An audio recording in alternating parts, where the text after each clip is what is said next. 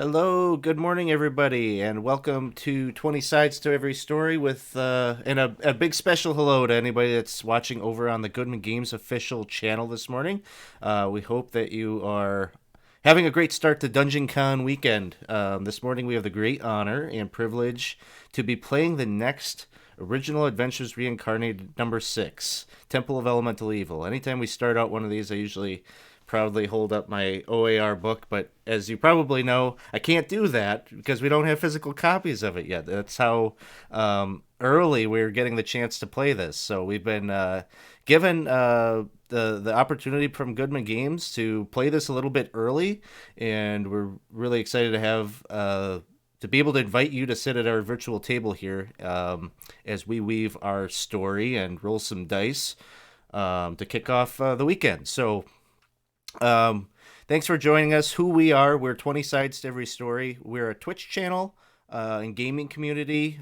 We get into a lot of things, mostly tabletop RPG related. We do a lot of D&D 5e. We do some DCC on occasion. We've got a regular Call of Cthulhu that we do, and we get into other things too, like Kids on Bikes and some of those more narrative RPG systems. So I think it's fair to say we'll try anything once, and um, like to get into a variety of things. So we'd love it if you come and hang out with us in between the streams in our Discord server. I'm gonna pop that into, if you're watching over on the 20 sides side, it'll be there in the Twitch chat.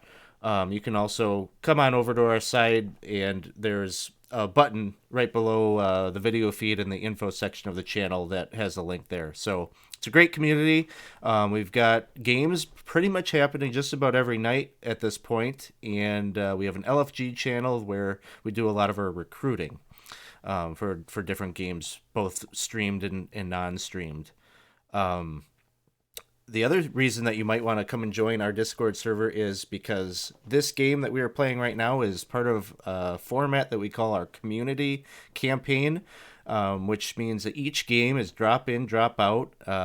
You don't need to, it's not a static party of characters following a thread. It's very much designed to be bite-sized sessions. Each party is probably going to be unique.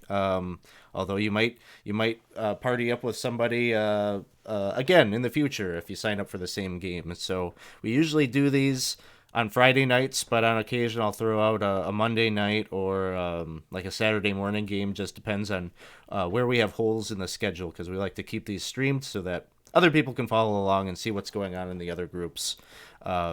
There's a whole host of channels devoted to the Temple of Elemental Evil in our Discord. There's a channel devoted to different quest postings, quests that groups can follow up on. There's a RP channel where you can continue to play, essentially, even when we're not in session. So go and check that out, and that's where you'll be able to find the signups as well on our Discord server. There's a Discord channel that has all the signups, and I'll post those pretty regularly as they come out. We got a couple that need players coming up in June, so feel free to come by and check those out and see if you might be able to get into this style of game. Very much kind of like almost like a West Marches style. I think we've got like 15 characters so far, which is pretty good considering this is only our third session of this. Yeah, so come check us out. If you got any questions along the way, feel free to ask. There's usually somebody in the chat or in the Discord that'll point you in the right direction. So I think with that, we'll just pick right up with our adventure. We begin this session. It is the evening hours of the day of the ninth day of the month of Patchwall, Common Year 591. You have all traveled to Hamlet, this very small village that's sort of on a tradeway that leads to the capital city of Verbabank. Although these days it's maybe less traveled. This village has been plagued by thieves and bandits on the road. A lot of merchants or people that need to pay to ferry their merchandise up the road have sort of decided, many of which, that the river is maybe a more convenient or safer, reliable method of delivering goods. But there is still something to be said for using the services of the Safe Travels Company to bring goods back and forth. And it could be that you all maybe are stopping off in Hamlet, maybe because you were serving as a caravan guard of some sort, or maybe you're delivering goods yourself somewhere, and this is sort of just a waypoint, or perhaps you've heard about the wizard Byrne, who it is said has been hiring adventurers for tasks and paying a handsome reward. While you're here in the tavern, you may have overheard some of the folk talking about some griffin egg escapade that happened a few days ago. And you'll quickly realize that Byrne, the wizard, he's not somebody that the locals seem to look up to or enjoy too much. It would seem that he's an outsider. And you've probably heard some talk and even seen the construction of a castle happening on the southeastern side of the village, maybe when you came in. And it would seem that this construction project is something of has built up some amount of resentment among the locals, that he is an outsider that has been appointed by the Viscount of Verbabank to build this castle, and it is seen as something of an imposition. The locals don't appreciate some lord that they've never met, don't know anything about, sort of taking charge of local affairs here. But despite all that, there's some speculation about what does he want with that griffin egg. And so you outside of the village, you've probably heard that he pays well, and you maybe thought to come here to go take up a job with him. Inside the tavern, you can tell there's some friction there.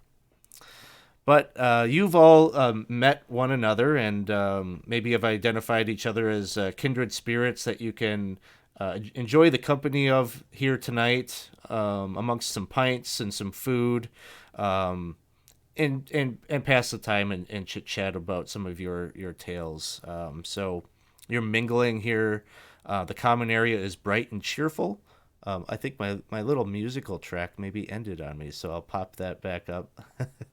The hearth is roaring. There's a fire going. It gives you some amount of comfort. The season right now is autumn, and so being indoors and amongst all these comforts is sort of nice from having spent so much time out on the cold, wet days. There's a very motley group of people here. Some of them engrossed in conversation after a hard day's work, while others entertain themselves by singing poorly and drunkenly to local folk songs that bring a little bit of levity and charm to the place. You can see all around, this place shows its age. There's the wooden pillars that support the ceiling are all kind of have that like soot smoke like kind of film on them. Most of the people here you've identified, these are mostly local farmers or migrant laborers who are working on that castle on the southeastern side of the village. So you five have found yourselves at a table, trading tales and sharing the time together. And right here is where we're going to open it up to character introductions so we can understand who our characters are for this morning's game. As we go around the table here, players, give us your character name, class, race. You can tell us anything you want about maybe what they physically look like. And share with us one boastful tale or story that they may be telling during your conversation to kind of, be involved and engage in those types of tavern tales that one might want to engage in this atmosphere. And so I think we will pick it right up with Joe. Is it Gully? Gully, yeah. Gully, okay. All right, I can go. So I'm Gully, or I'm Joe. I'm playing Gully, who is a halfling wizard, and has a very gullible and thus is named Gully. So Gully's gonna tell you a great tale. And I'll just start now. So, Gully, I'm talking about how I was, this orphan child up in Verbabank, but I was, studying at a minster because, like, books are really cool and I'm really good at reading them. And, I had pretty much read all their books, but then I caught wind of a rumor that there was these dancers, that I don't know why they were so upset about these dancers, but people were upset about them. So I was like, dancing sounds really fun. So I took all my stuff and I'm like, I'm going to go learn how to dance. And I found this little hidden cove of people doing all this crazy dancing stuff. And I was like, hey, I'm here to learn dancing. And they're like, we don't do dancing. I'm like, I heard you did do dancing. They're like, no, we do necro dancing. And I'm like, yes, that's what I said, dancing. So I joined them. I was like, they're like, no, we can't just teach. I'm like, can you teach me to dance? They're like, no, we can't just teach anybody. It's very expensive. And I'm like, well, I brought all of my family inheritance and I plunked it down. And they're like, oh yeah, we could teach you to dance. And so I've been learning I haven't really learned official necro dancing yet, but I'm really close. They said, they just need a little more money. So they sent me out here because they heard that Byrne was like paying big bucks.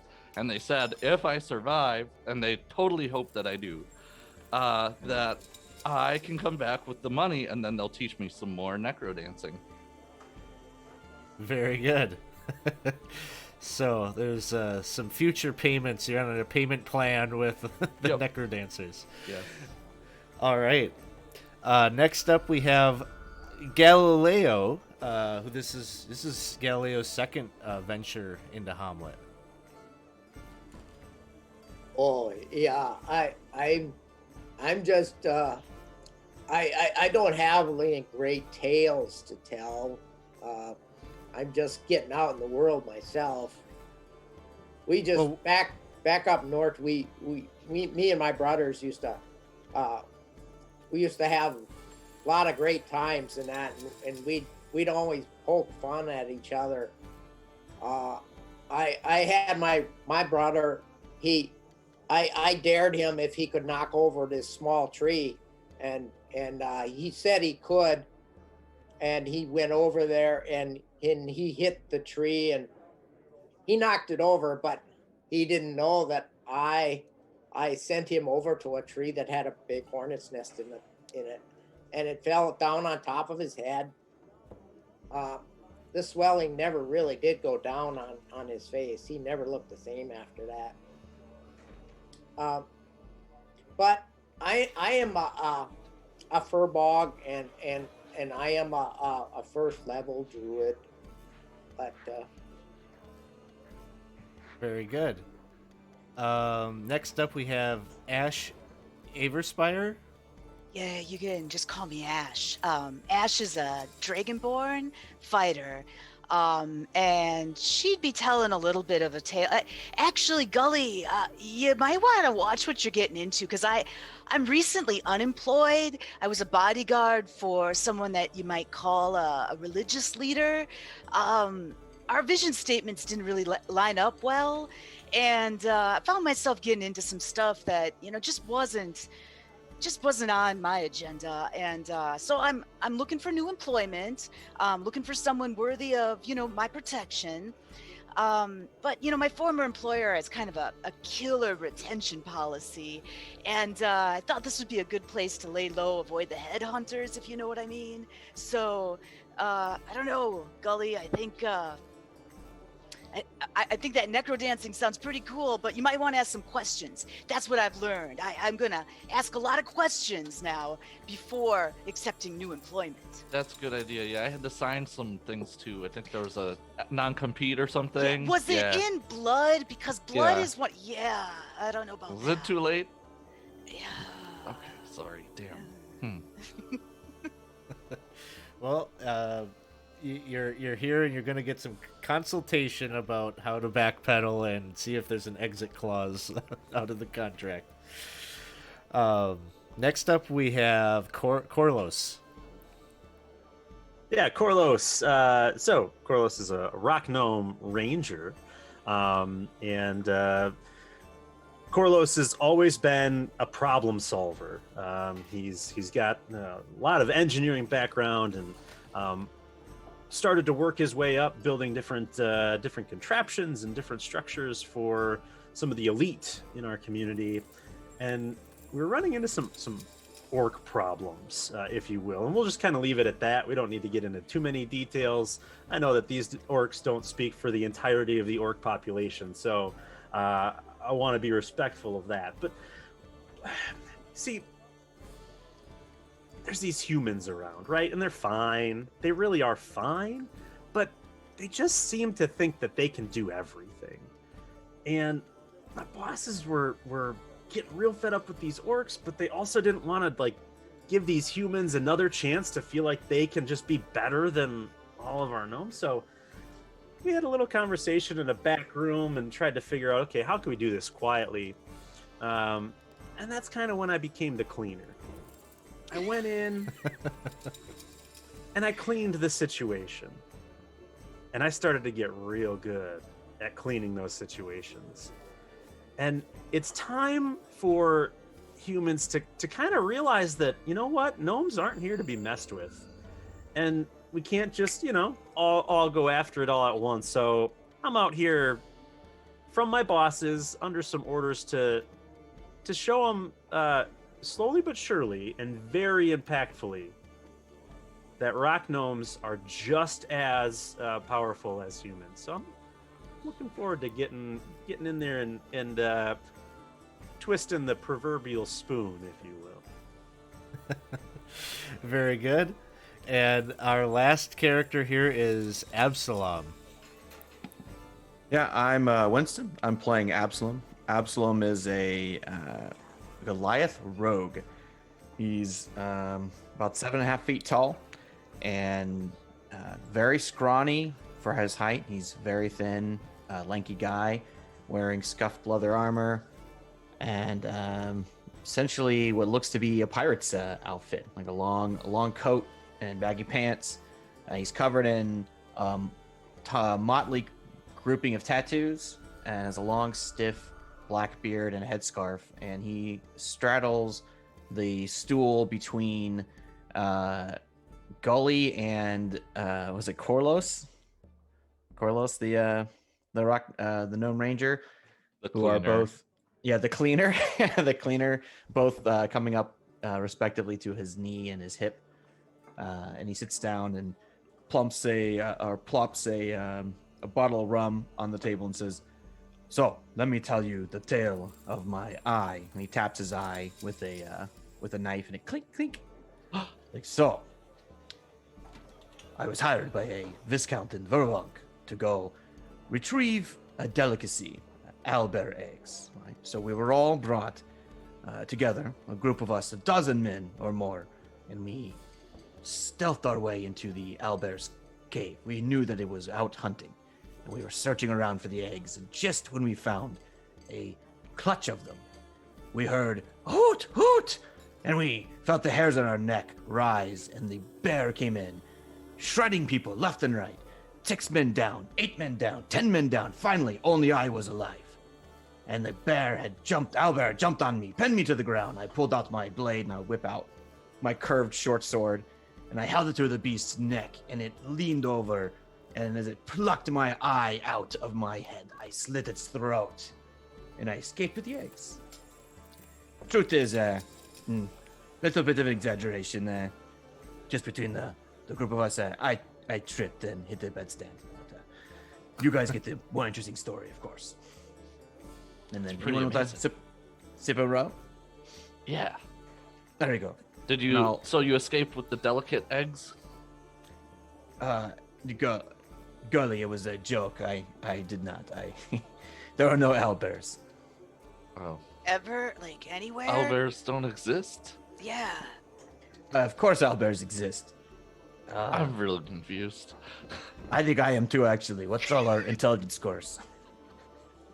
I think you We're should also stick with kin. I think you should stick with the story about the owlbears.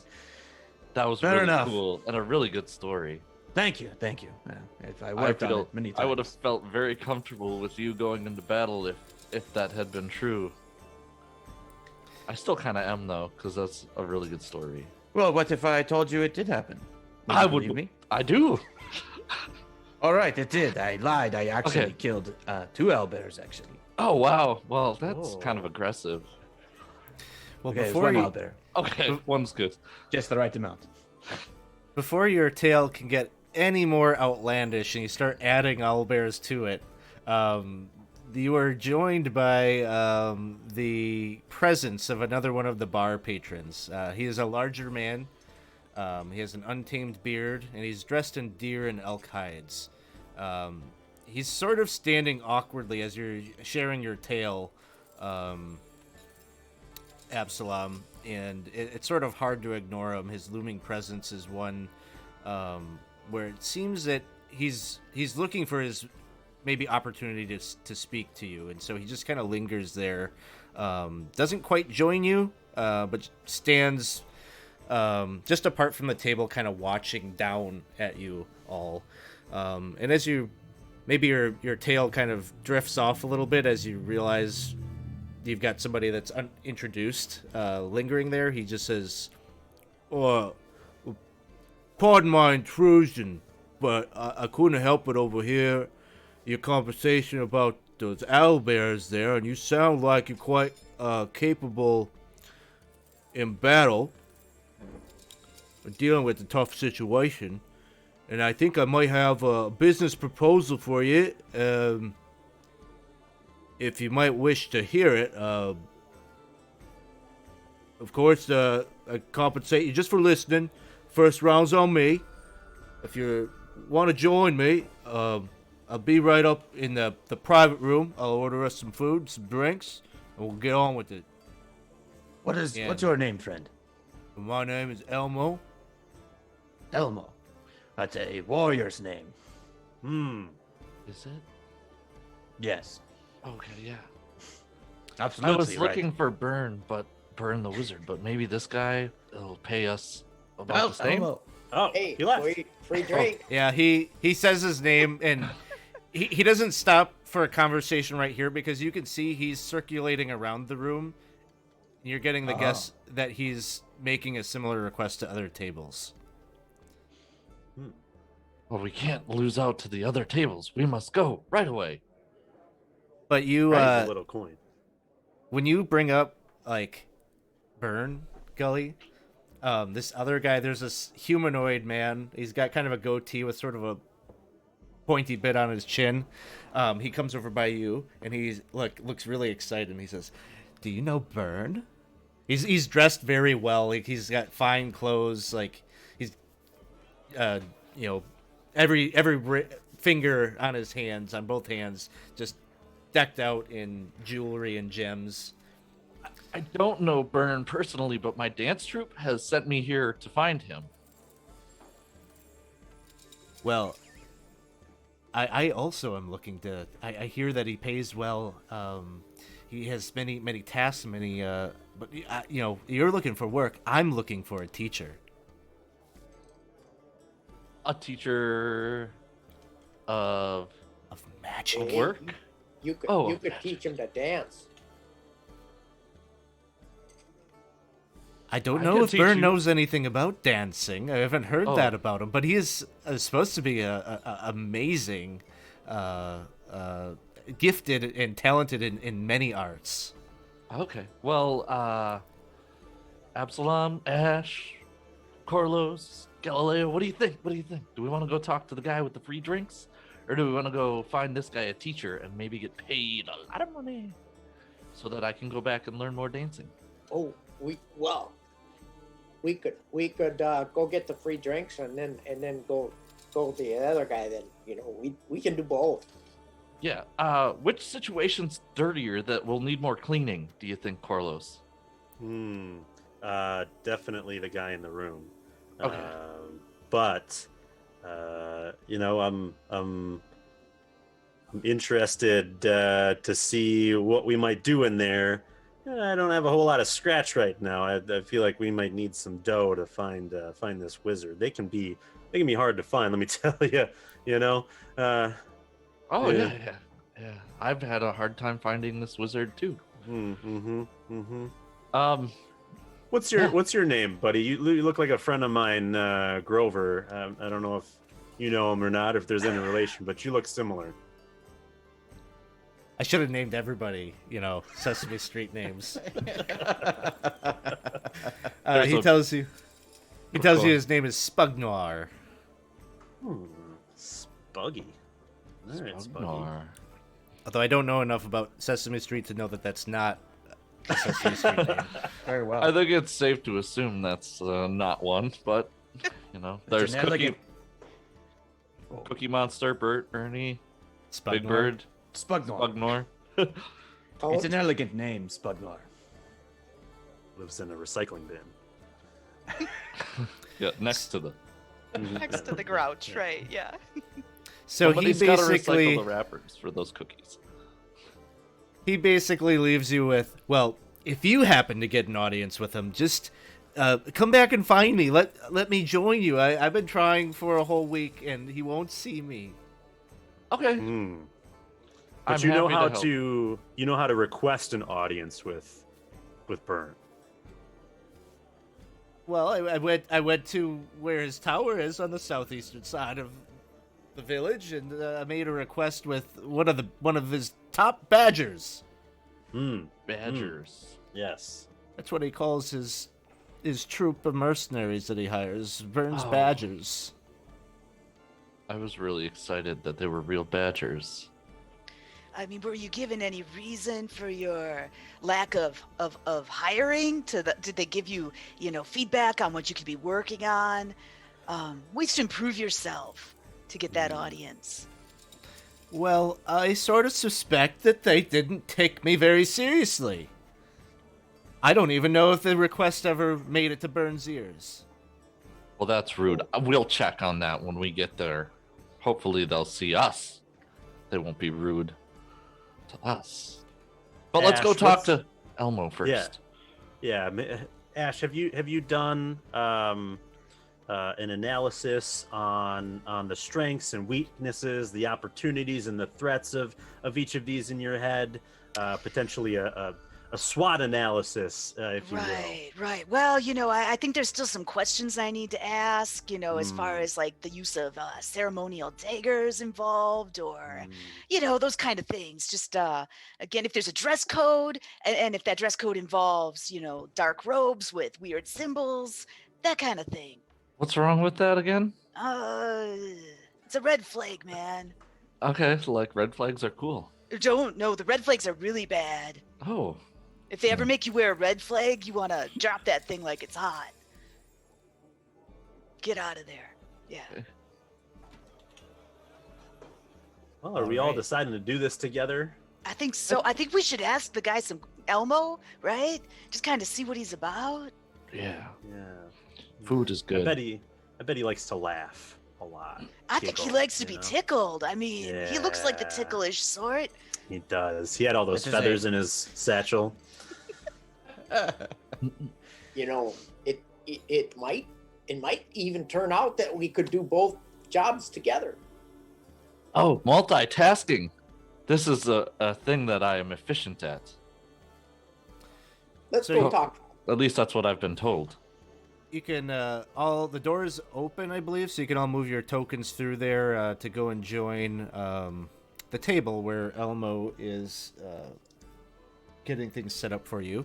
There is a barmaid that is kind of going in and out with a tray, and so once you get in there, you can see that there is a spread kind of set out, different breads and some foods, and definitely many pitchers and bottles of ale and whatnot, a variety, such to ensure that there's something that each of you maybe would enjoy. And besides Elmo, there's another man here. It seems that he's maybe had some success in recruiting one other to listen to him. The other man here is wearing hide armor. He's got a thick Tom Selleck mustache and a scar on the right side of his face that suggests he is a man who has had at least one brush with death. Maybe he's met some owlbears himself. And he's sitting there, and he's got a large wooden mug, in hand, and he seems to be drinking quite heavily and quickly as you all show up.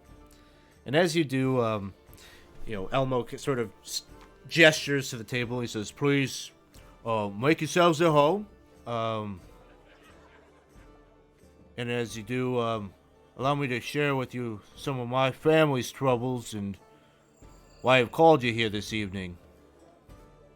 I'm sure you're well aware that there's all number of bandits and rogues on the road that have caused and plagued our village for some time now.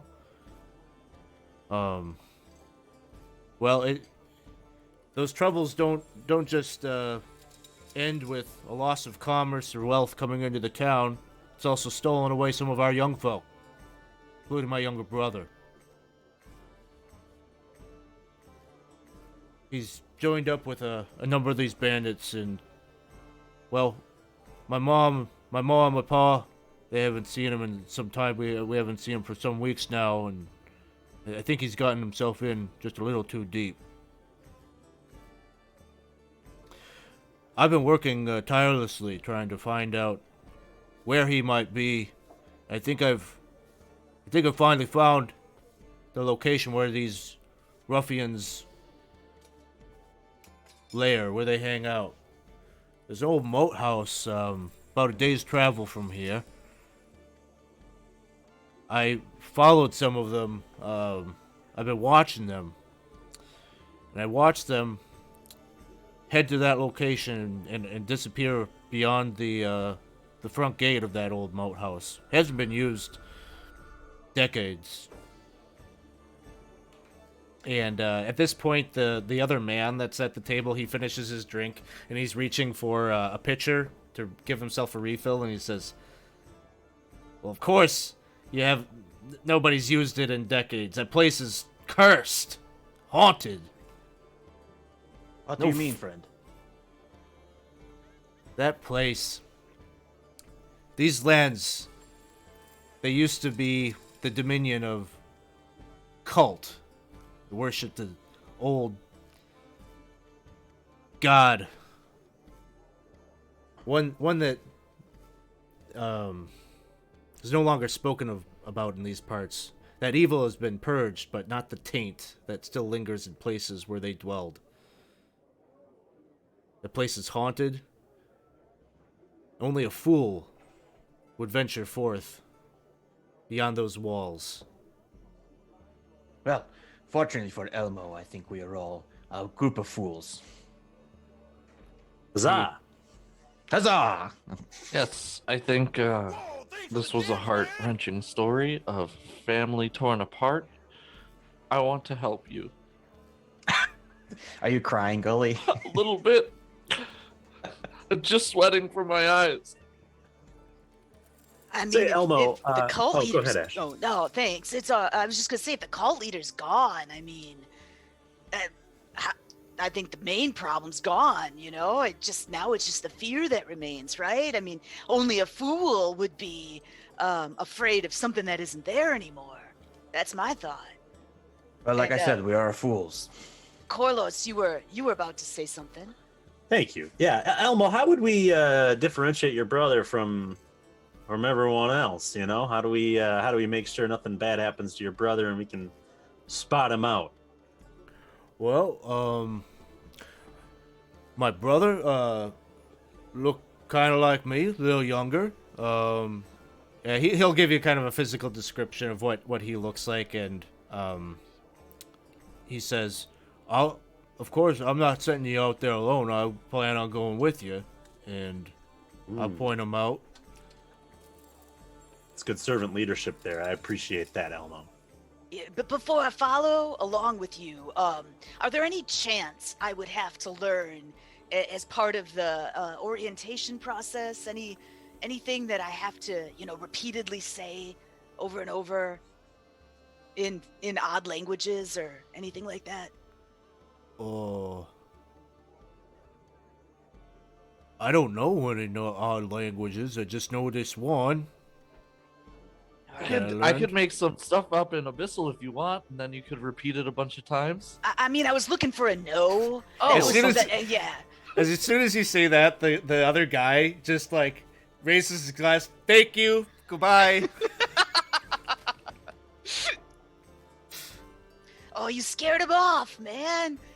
Oh, well, he wouldn't have been much help anyway. He was kind of a drag. I don't think he was gonna come anyway. He was just here for the free food, kind of like we were before we got our hearts melted. Yeah, my heart is melted. That is totally, yeah. Yeah. So let's do this. Unless anybody really wants to go find the wizard guy, I think we could do that after. Maybe the wizard guy would be impressed if we, went and saved this guy's brother. And Maybe Spugnoir will come. Nor Spugnoir. I don't know. He seemed more like a lover than a fighter to me. Yeah. Oh. Talk Oh, about there's- that fancy-looking guy out there with the gemstones and whatnots. Yeah. Right, you said he had gemstones? Yeah, on his fingers and all sorts of jewelry. Yeah. Didn't you see that? I would have thought that you. Oh, I'm sorry. That was pretty rude of me. I think he was sitting to your left. Yeah, Maybe you would have that- turned your head a little bit. Yeah, But, that's probably. I'm sorry. That was insensitive. Well, it's the eye. What Me you will think try I not should? to- You think I should have asked him to? I didn't peg him for. Well, the kind of person that'd be up for such a task. You're probably right. He seemed like pretty busy with his own thing already, so let's just go with us. How many people are in this cool gang of ruffians that your brother's gotten himself mixed up with? Well, I don't know for sure, but I estimated that there's probably at least a dozen of them or so. That's a lot. But Absalom here's pretty big, so he counts for 2. And Ash looks pretty BA, so she's gonna count for a couple. And then Corlos, I don't know how much stuff he can clean at one time. Seems like a lot. A big dustpan, if you will. Yeah. I'm also yeah. excited to get in there and count them all with Elmo. Elmo, I feel like you're a really good counter, and I think we're gonna get to a dozen real easy. I'm excited. What do you say, Galileo? Are you with us? You've been quiet. You're muted, Cliff. Has your brother joined these ruffians, or is he just there against his will? I'm afraid, like many of the young folk here, he was enticed by the riches and the wealth that they promise. Wait, back up 1 second. Riches and wealth. Well, sure. Can you clarify? He pulls out. You see him kind of go into a satchel that was resting near his chair, and he pulls out this dagger. It has a scabbard that is adorned with quite a few cut emeralds. And he pulls out, even the hilt of the dagger is very well crafted, and it's the type of thing that you could pawn for quite a deal of money. And he says, back before my brother disappeared, he gave me this. He said he purchased it, of course, but I know that he must have gotten it from one of the raids. I mean, look at that. Can I take a look? I mean, I've seen a few daggers, especially, special ones used in certain ceremonies. Does this look at all like something like that? As you take a look at it, you can see that the most prominent jewel that is set into the pommel is crafted to sort of look like an eye. Yeah, I don't like the look of this. What do you guys Pretty think? offensive to Absalom there. I mean, Yeah, that's really insensitive, Elmo. Put that dagger away. I'm just kidding. I'm sorry. I'm sorry. Don't hurt me. I'm just a little person. mean, does anyone, the man I worked for, I mean, his logo wasn't an eye, but, you know, I know some places their logos can be some really bizarre things. Does anyone recognize this one? Let me take a look and see if I've seen it in any books before. Yeah, maybe it's part of your dance troupe or something. Well, I did a lot of studying before I took up dancing as well. All right, go for it. So, you could make either a history or religion check. I can do history, I think. I will do that. Normal. 15. Okay. And that was a history check? Yep, history. And did you kind of suggest that your background is maybe you grew up or have spent some time in Verbabank? Yep. Yeah, that would be the city I would have hailed from, yeah. Okay. So you might have at some point heard tales of this area, sort of not super detailed, but maybe like 50 or 60 years ago, it is said that there was definitely some religious fanatics that came to this region or this area. And what your recollection is that there was some association with an eye that pertained to that group.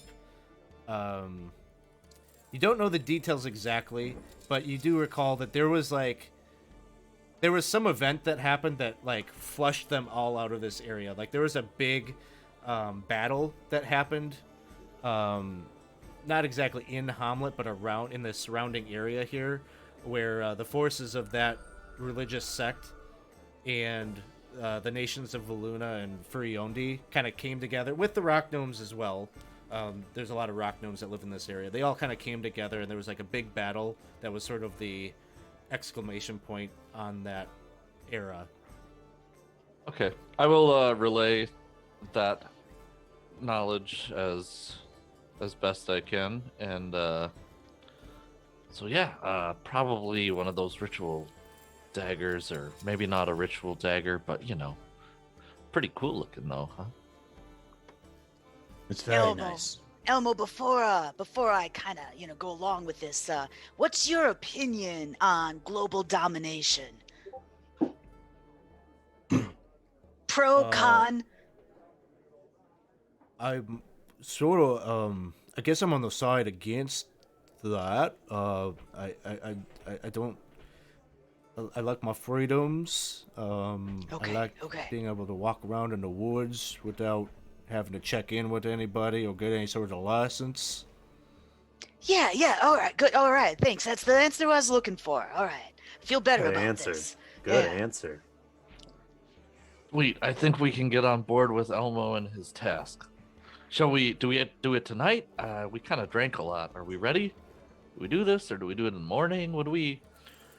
I don't know if I want to go into a haunted place late at night. I heard it was. You don't think your dancing skills would help you? Well, I've very minimal dancing skills so far. I've got the basics like the Level 1 dancing. plie, releve, things like that. Pirouette? Do you do the Pirouetting's pirouette? a little Yeah. advanced. Yeah. Oh, okay. Comes next. I like being outside myself, so I can tell. I'd rather not go in there just yet. And Elmo will tell you it'll basically take you a full day's travel to get there. Oh, okay. Elmo, do you have any transportation for us? Any horses we could rent or borrow? Steal. Well, I wouldn't want to. If we steal horses, we're no better than those bandits. Oh, who said anything about stealing? I thought. I think he sneezed. He sneezed. Sorry, I misheard you there. Well, I myself don't have any horses, but I'm sure we could talk to. I'm trying to think who you'd talk to about that. There is. I believe there's a stable in town. Well, What do you say? Since there's we're helping you, would you there's front? not Oh, there's not exactly a stable per se, but there are certainly farmers and such in the area that you could maybe go and kind of informally ask them. Everyone's sort of impoverished, so if you flash enough Oh. coin, you could probably borrow someone's horse or buy someone's horse. Maybe a pony. Maybe two. Oh, there was a ponies. nice donkey that was with us not that long ago. I wish he was around yet. Oh, that would be helpful. Well, I'll tell you what. I think we could probably ride two to a horse.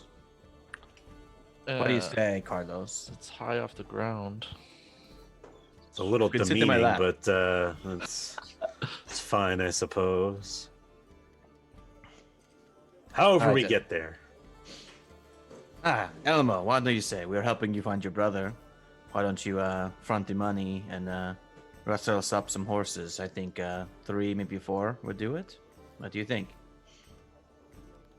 Ooh, well, I don't know if I have so much money as to do all that. I was hoping I could just pay you here with this dagger, but I could certainly go and maybe sell it and take the money out of that. How Elmo, I about? don't think you're understanding. Yeah. What about? How much would it cost to rent some horses for a day? I might have some. I know I need to. I'd obviously have to get the money back eventually and pay because it's on loan to me from the academy. But You you think if you gave somebody like with probably if you're a stranger and you're going up to somebody to like say I want to borrow your horse, you probably probably a no-go, but you've got Elmo's sort of a very well known and very well respected in Hamlet, so if you take him along with you, someone would be willing to lend you their horse for the day for, we'll save like 5 gold. okay, so I can afford to rent us 2 horses. Let me do the negotiating. Elmo, you give me the credibility, and I will make the case. What do you say? I think that sounds all right by me. Maybe we can go and do this task in the morning. Most folk are probably tucked away in bed already, so I could rent a couple horses. And that settles it. We'll do it in the morning. All right, friends. Since we have the night, and I'll just take a swig of the rum. Anyone else? Yeah. Sorry, I don't drink anything that I haven't had eyes on the whole time. No offense, it's just you'd be surprised how often weird substances or blood gets kind of mixed in with stuff. So Blood, you say? Okay. sometimes, it happens. Carlos, what are your religious affiliations? Well, that's a pretty forward question you got there. What? Absalom. That's a good one, though. Gonna- I'm gonna add that one to my list, You're actually. making a Yeah. pretty strong assumption there. Why don't you tell me about yours? Well, I don't believe in God. Oh, I think what it is all any of them? No. I believe it is all greater beings of power, certainly. Maybe devils and demons and wizards and such, but no divine beings. I like that. So you're in charge of your own fate and destiny and your depth perception. That's all on you. I'm gonna roll an insight check to see if I catch that. You're like, oh yes, it's all in charge, all me. Yeah, nice. I'm feeling very Well, proud, complimented. So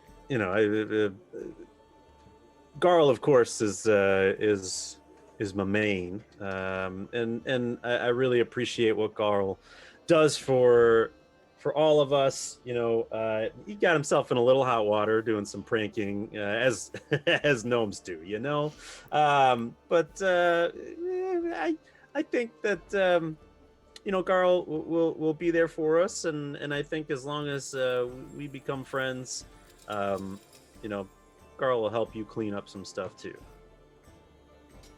Fair enough. All right. Well, I'm ready to hit the sack. Right on. Anything that anybody wants to do before you call it a night here?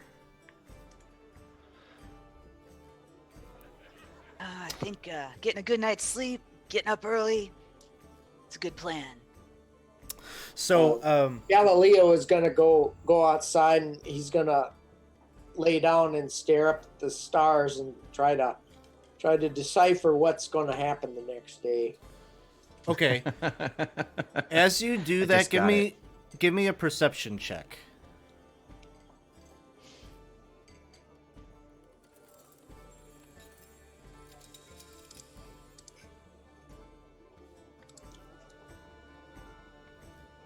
Okay. As you go out there to go and take a look at the stars, you notice it's unusual that this would be happening at this time. There is a horse that is being ridden out of town, and you see upon the horse that figure that protested you going to the moat house. Oh, the Tom Selleck like figure. Yeah. Yep. Yes. Tommy. Should have never trusted Tom Selleck.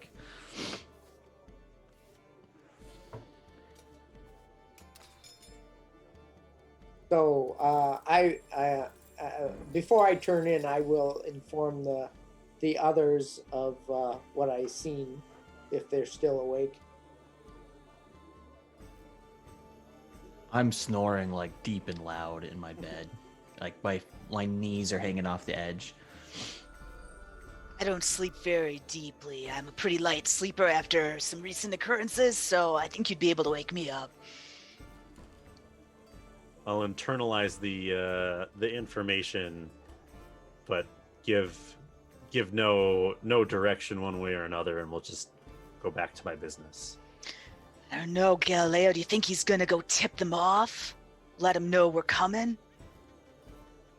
Maybe he's a spy.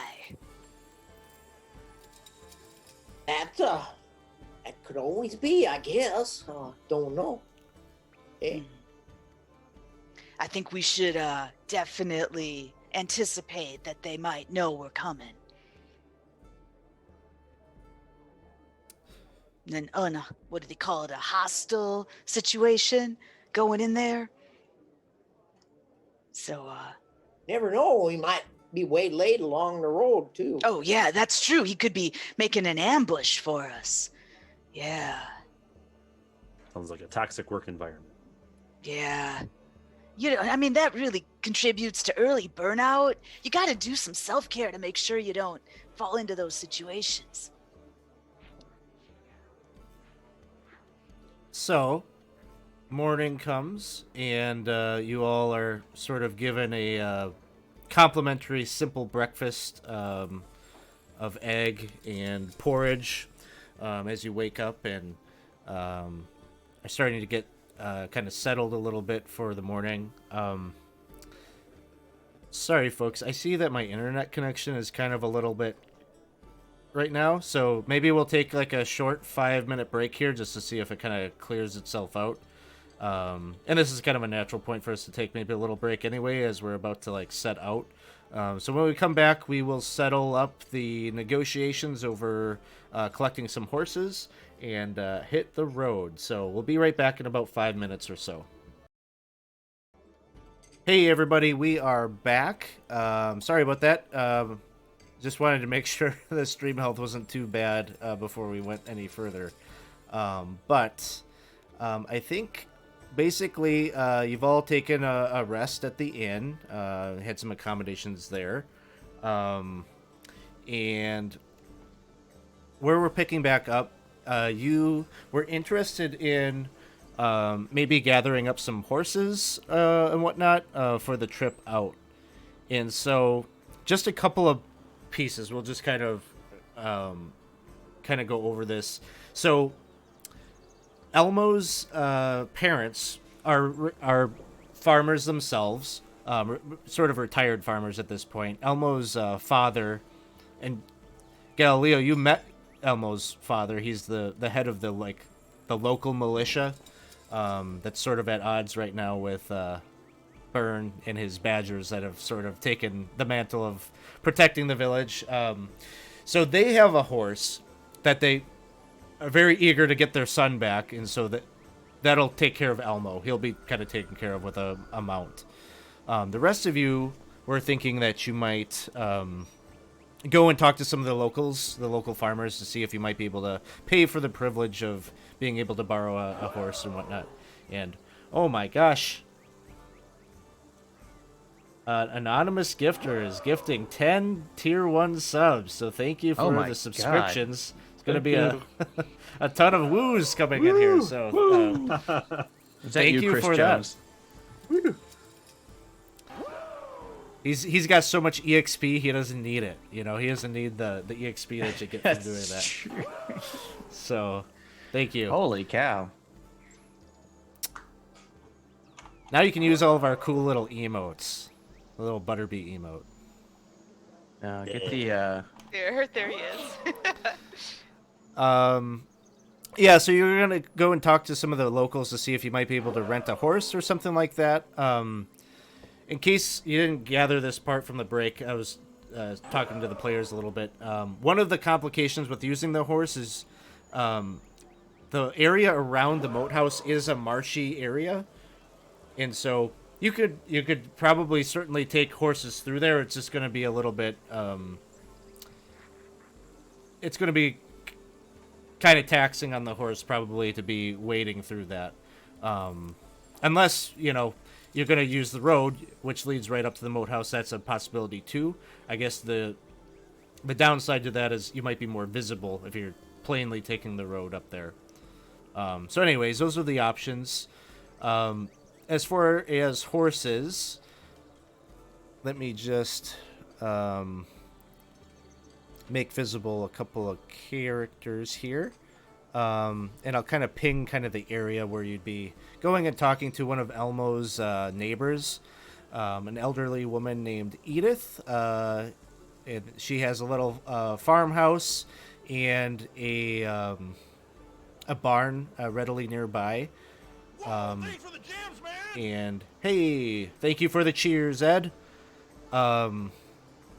You go over to her farmstead and talk to her.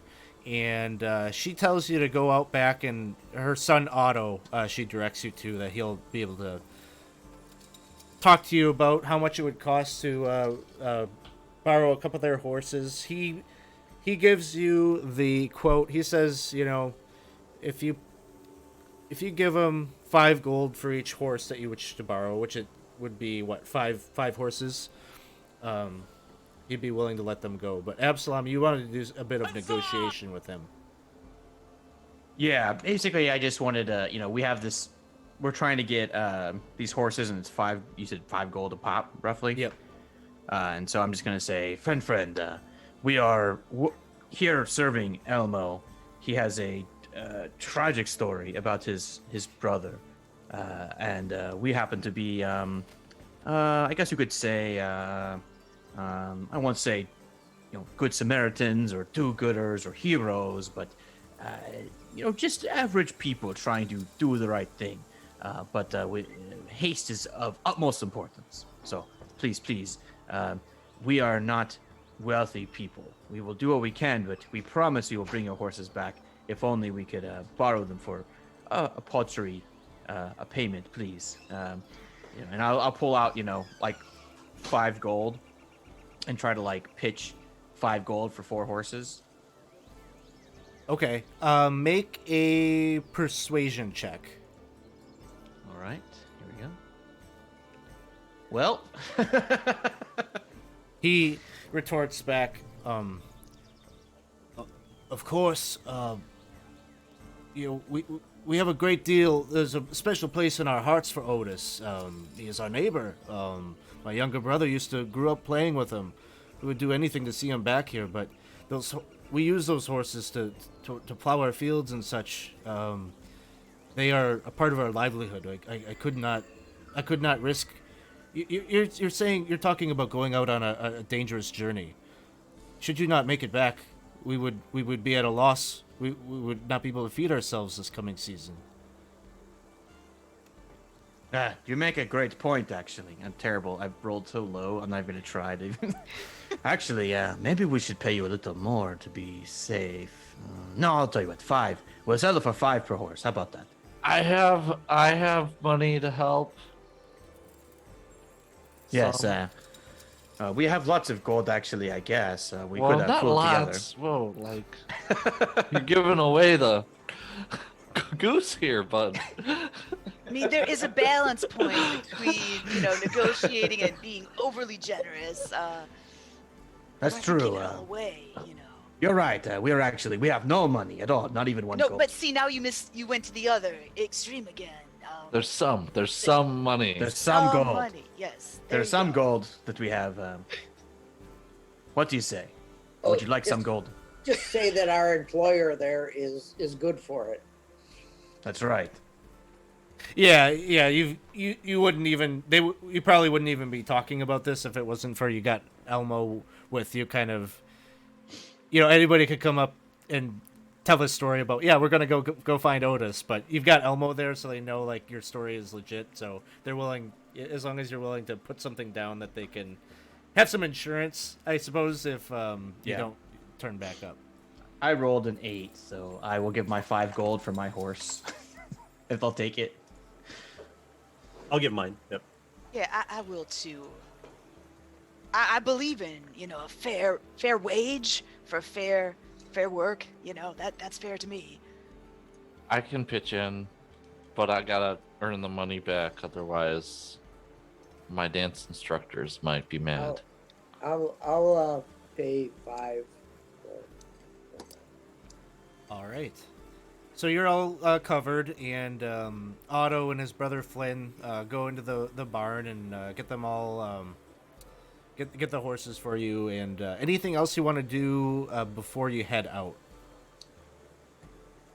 Oh, but maybe I think you were sleeping last night.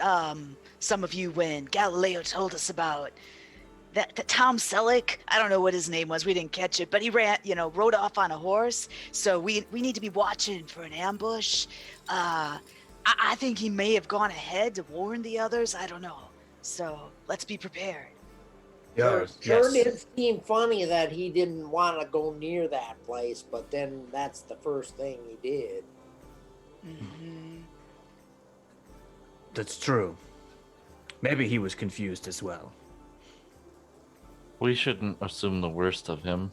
Oh, I think we should, because then we'll be pleasantly surprised if it's not true. That's an interesting Rather point of than view.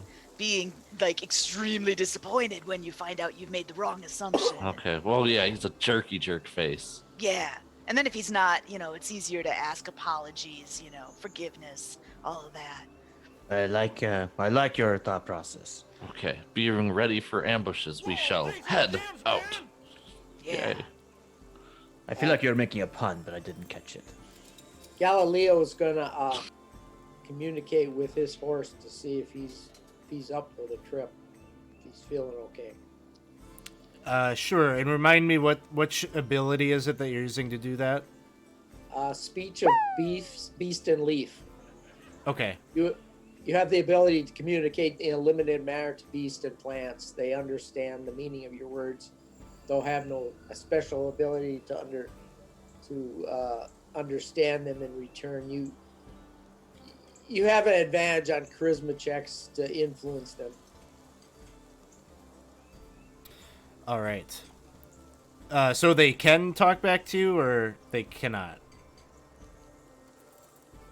No special ability to understand them in return. So that little conversation we had with the donkey last time was a little bonus. They can understand the meaning of your words. Gotcha. So you have no special ability to understand them in return. Give me maybe an insight check at advantage. And thank you, chat. We got a redemption from SMTY. I don't know how to pronounce that username, but it's there's a big party reroll that we got from them. Thank you. And thanks for the cheers as well. So each of you, I don't have a. I need to fix this. I need to put something because I like having the pool of rerolls available, but we're not going to do that for this session. You'll all just track your own rerolls, so you each have one reroll that you can spend. And I will do the same because Dave is always out there watching my back and making sure I get my rerolls too. So thank you, Dave. And so that insight check, 22. You get the sense the horse is sort of confused about what is happening, and you're telling it that it's going to go on this journey or this trip. It's not, usually used as a riding horse, and so there's a bit of fear and anxiety on the behalf of the horse.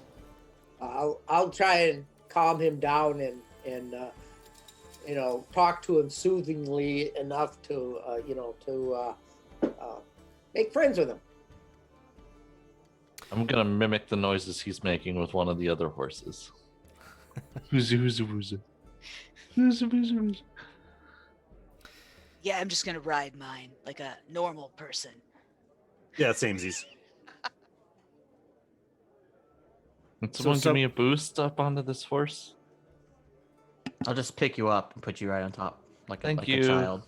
Thank you, Absalom. Of course. Carlos, do you need a lift? No, don't touch me. Please and thank you. Oh, of course not. So I'm gonna pop up an image of this map here. I'm not able to ping on this. I should probably just make it a layer so that I could do that. But basically, you're starting out where Hamlet is. The destination is the dot that says 6 on it. So there's a road that you'll be able to take, a fair bit of the way. But at some point, you're going to have the choice. Do you take the maybe less obvious route where you'd be less likely to be spotted by them through the marshes, or do you take the road leading right up to the moat house? It'll be probably about 1 p.m., just after lunch, when you get there.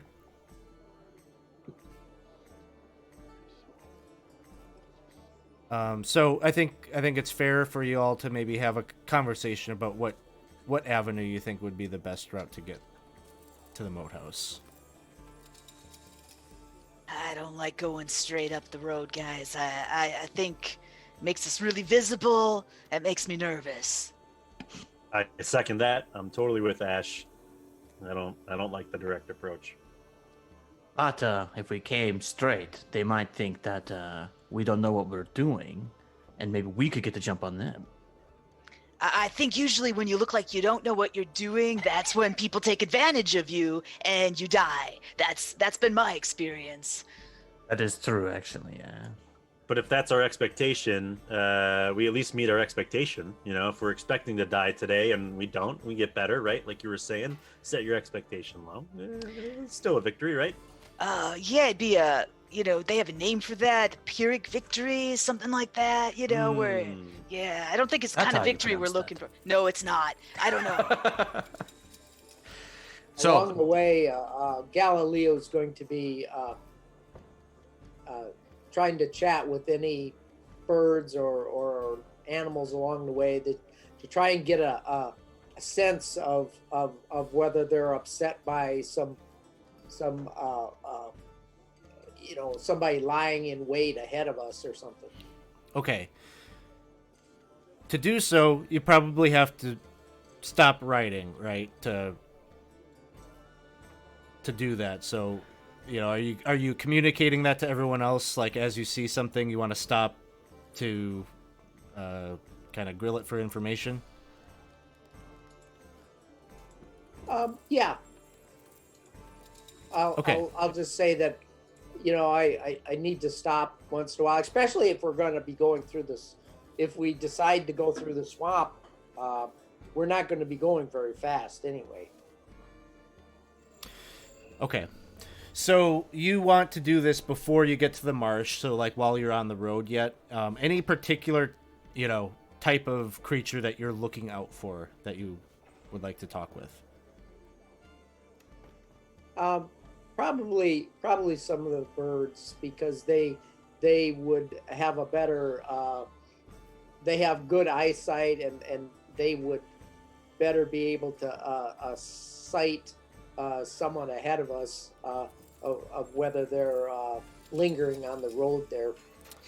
Sure. Okay, so or you're off the road. you're galloping along the road. It is once again a crisp autumn day, very overcast as you're riding, and you're passing like as soon as you exit from Hamlet, like you're able to see the hills and the plains here are clearly where many farmsteads are out here, so they just kind of dot the landscape as you were riding out, and many of them are right off the road, and so at some point you're riding past like a wooden fence that looks like it's posted up just to deter anyone from the road, kind of from maybe lingering off the road and making camp on this farmer's land. And there's a couple of crows that are just sitting on the wooden fence post.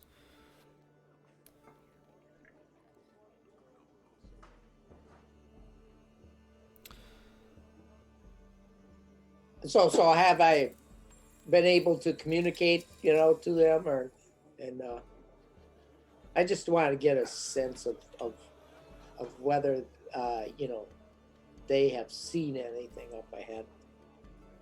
Yeah, and you're still using the speech of beast and leaf to do that. Yes. Okay. What are your so because you have no special way of like understanding them, right? So how are you communicating to them in such a way that you might get some kind of signal back? It could be that you're asking them yes or no questions and saying, tap your beak on the wooden post twice for yes, once for no, or you might have to invent something, unless you're using a spell to be able to directly talk to them.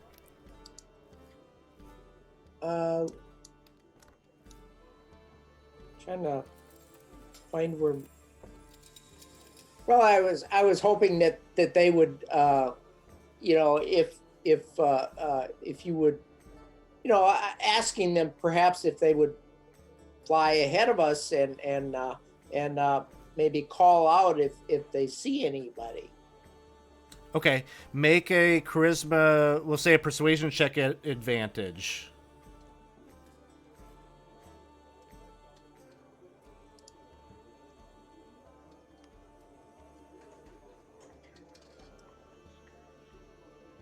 Charisma at advantage.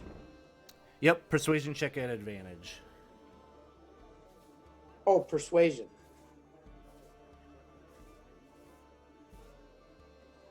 Hopefully, you have better luck than my negotiating persuasion. Oh man, birds are hard to. Wait, wasn't that supposed to be at advantage, not disadvantage? Yeah, that should have been a 17, I think. Oh yeah, it says disadvantage. Okay, the two rolls were the one and the 17. There's a 17. Yeah. There. Okay. Yeah. So your request, I just want to make sure I got the request right. You want it to fly ahead and call out if it sees like a person, like a humanoid. Yes. A person. Okay. The bird, assuming you devised some kind of way for it to like say yes or no, it taps its beak twice for yes, and it flies out ahead of you and kind of, it seems like it's looking back to make sure that you're kind of following along with it, and it's sort of circling around as it waits for you to kind of catch up. And it flies out. You want it to fly out ahead the marsh, right? Is that what you've decided? Is you want to take the horses into the marshy lands? Is that what we're doing, crossing the marsh? Then Yes, I believe so. Right? We all. Okay. all right, we all yeah, know them. yeah. As long Cool. as Absalom is all good with it. Oh, yeah. So You begin to make your way out into the marshland, so you start to cross off the road once you get there. And by this time, maybe like another hour passes as you are making your way through the marshlands. The swamp kind of comes up to maybe about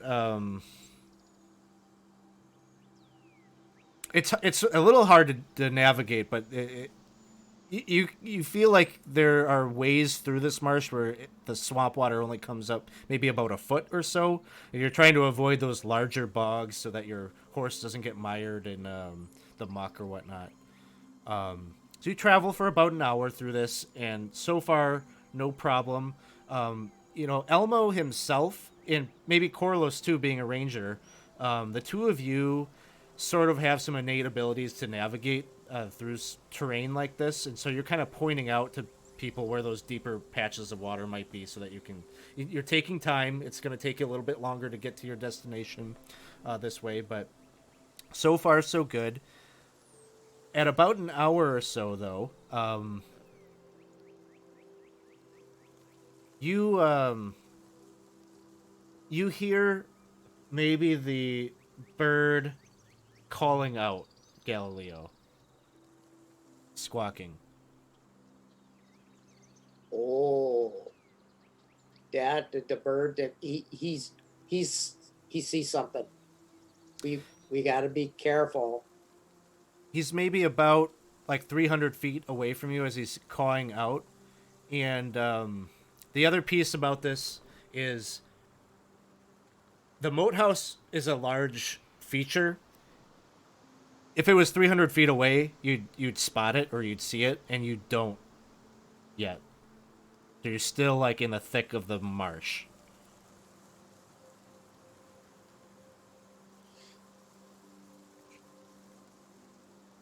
Gotta try and see if there's been any tracks anywhere. Just kind of see if people have been kind of scouting this same approach into the structure that we're trying to get to.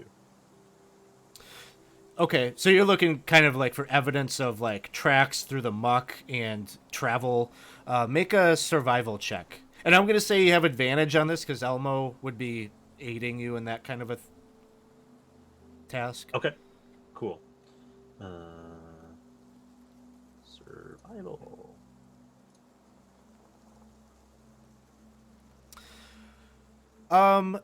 To a limited degree, yes, but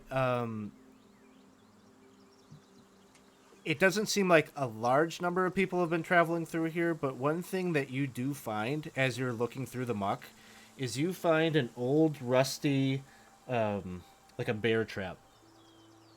In the it's sprung,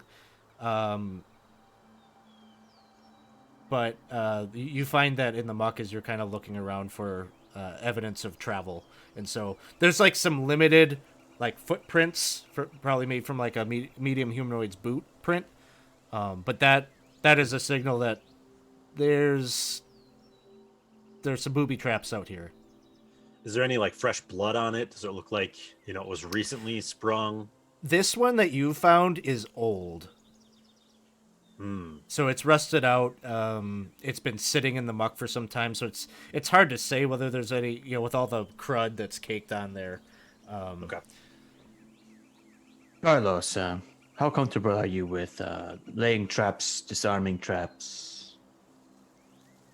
I can do it for sure. I'm comfortable with my tools here to try and, if we see it, I'm good with that. It's the seeing it that, hit or miss. Mm. How quiet are you? Well, I mean, I depends on how many pints you got in me, But I'd say, I can be relatively quiet. I don't think I have anybody telling me that I'm too loud. No one's knocking on my door telling me to keep it down. How many pints do you have in you today? Oh, I lost track. Oh my God. I don't have any. Come on, Golly. I was say you haven't shared any. Wow. Jeez Louise. No pints in me right now. So, in my past career, we often had to disarm defenses to get our way through barriers, that sort of thing. So I'm pretty handy with the tools, and I'll pull out my thieves' tools.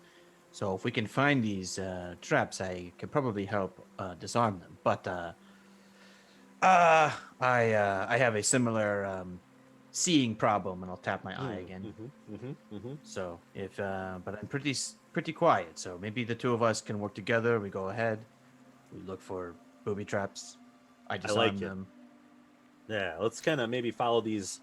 I see some tracks here and there, so maybe we we kind of head down that road and see and make sure there's no more of these guys, because that's probably going to go right through my belly, and try and knock some of that out together. How tall are you? Are you like 2.5 feet tall? I'm 3'2", man. I'm 3'2". 3'2". I was gonna say at least a yard. I mean, look at him. He seems quite tall to me. All right. Let's do it. So I'm gonna kind of sneak ahead and just keep an eye out for traps. Okay. So Elmo would be willing to go ahead with you to help. The consideration, and he'll only do it if you ask him to. The consideration, I suppose, is that you did hear the crow call out, and so adding more people to the search ahead will make chances of being stealthy maybe lower. Fair enough. Yeah, I would definitely ask Elmo to help because I'm no hero.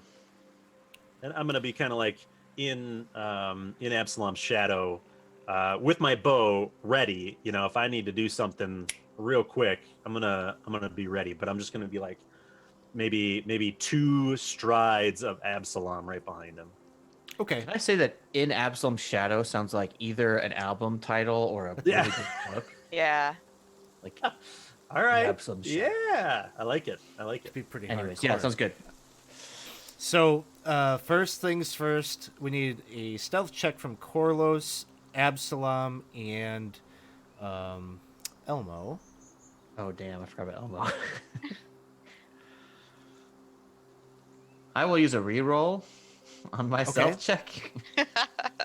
Well played. Thanks, SMTY. Oh my god. 12.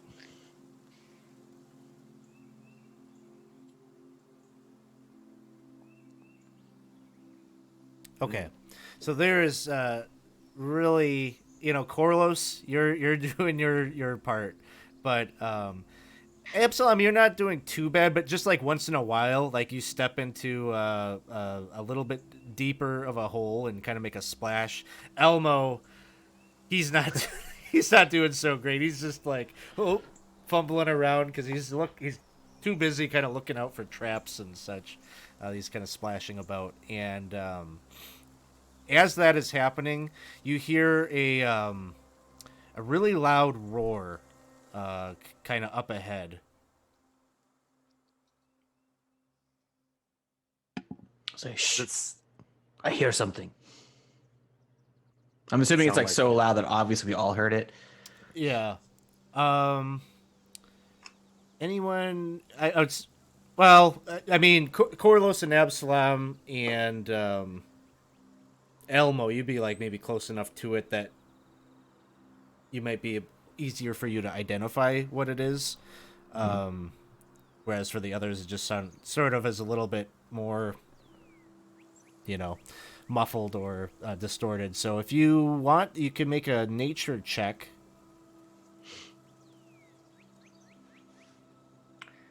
Who's that? Sure. That would be Corlos, Absalom, and Oh, okay. Elmo. Yeah. Now I roll good. Hey-o. So Corlos, and I think Absalom too. This would be a low DC. It sounds like the roar of some type of bear. An owlbear? Absalom, you're all about those bears, aren't you, man? Only No, if they're owlbears. So I think I'm you're more like a familiar. hoot. Yeah, you're familiar enough with the owlbears that it's not that. It's not an owlbear, but or at Definitely least, not the owlbear. They're more like a hoot or kind of a combo. So Ooh, And a second reroll. Thank you, Ed, for the reroll. Ew. And party. Oh, and everybody you, else got another one. You all Nice. get one more reroll as well. Thanks, Ed. Did we come across any traps while we were wandering? We saw one closed one. Yeah, that was like kind of rusty and old, but Go ahead and make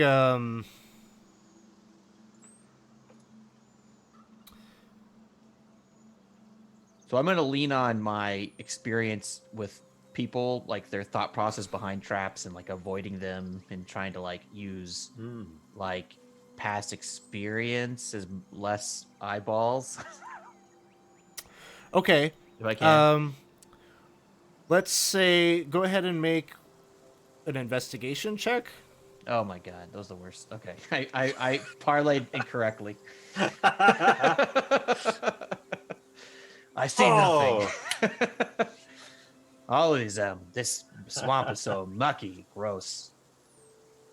Corlos, you're visually kind of looking for these things. Why don't you give me a... It could be either perception or survival. For Joti. Oh, sorry. I'm sorry. Investigation or survival. Let's go ahead and do an investigation check. And you'd have you could have advantage on that from Oh, okay. getting Elmo's assist. I'll just do another one then. Okay.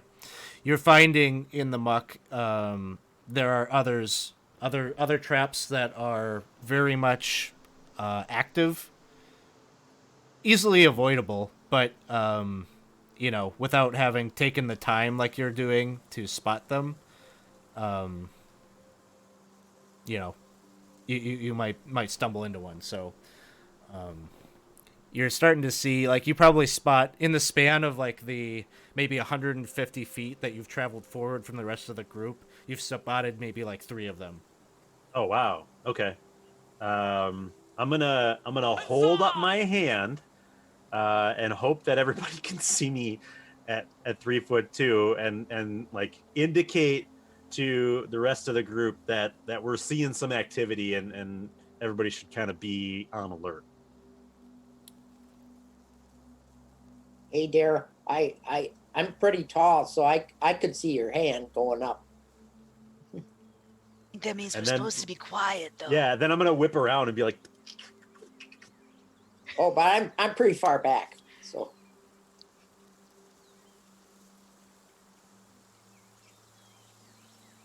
all right. So then I'm gonna motion to Absalom. And I'm gonna do this, and then like quickly correct myself and just do this, and be like, and try and indicate like I'm still gonna follow you. And I will foolishly continue forward. Okay. So Absalom, Corlos, and Elmore are continuing forward. The rest of the group, are you hanging back yet to allow them to kind of complete their sweep of the area, or are you going to like follow up along the way that you watch them go, like to the safe point where they are at?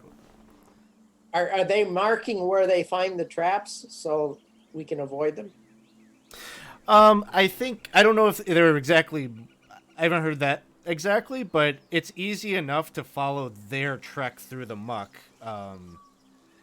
So you can follow where it's safe just by taking their same route. Yeah, I didn't know if they were wading through some water or something. Yeah, the entire marsh is underwater, so, but you know, as long as you're looking down and a few feet ahead of you, you're going to be able to more or less follow them. We could probably follow them at a distance. Mm-hmm. I think just move up just to the keep safe them in spot. sight, so- I agree. Yeah. Just move to the safe spot. The place where he was like, We did that. Yeah, that thing. he was. I have to learn those corporate signals. I haven't perfected those yet. But yeah. Yeah, he was using the hand jive. Mm-hmm. Sorry.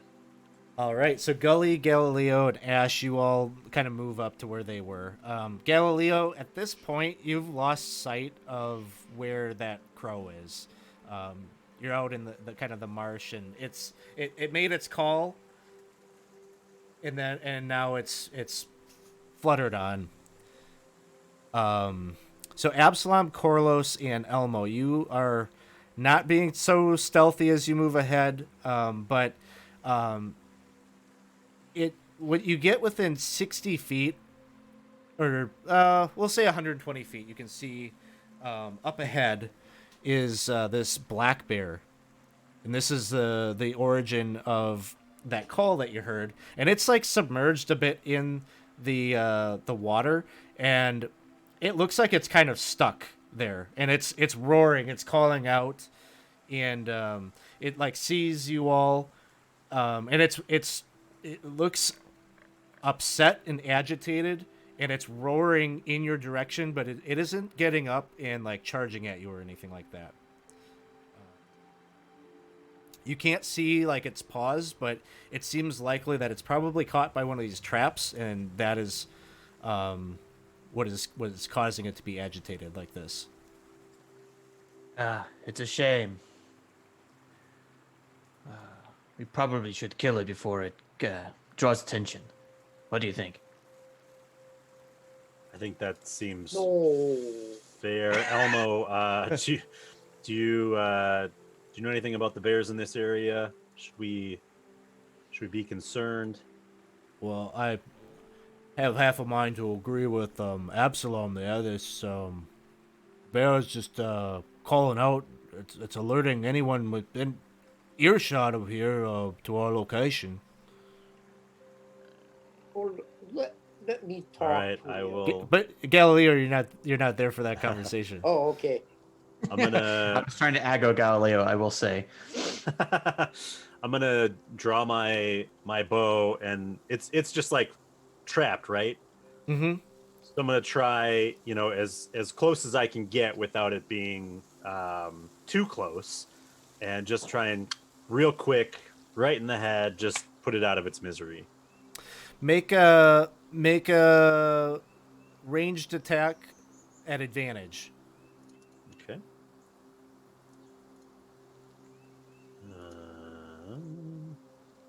What am I doing here? That's not giving me the dice. When you hit the attack button in the chat. Oh, okay. Sorry. Here we go. Okay. I'm an idiot. All right. At advantage. Okay, and with a knight, so I think this is a fair enough thing. I don't know if it really plays into the 5e rules, but like I think narratively it makes sense. You're trying to mercy kill this bear that is trapped, and you do so. You manage to hit with a 19, and it goes quiet. Shh. Shh. Shh. I just pat its foot. It is brutal, but that is the law of the land. Only the strong survive, right, Carlos?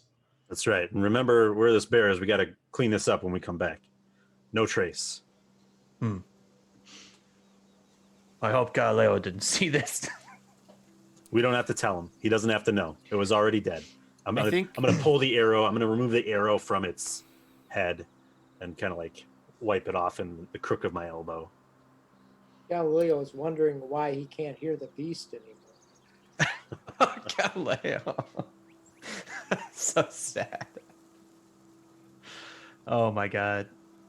So I think maybe kind of fast forward a little bit, unless are you all kind of waving them forward to? So Galileo, at some point, you'll be passing by this bear, so you will see it.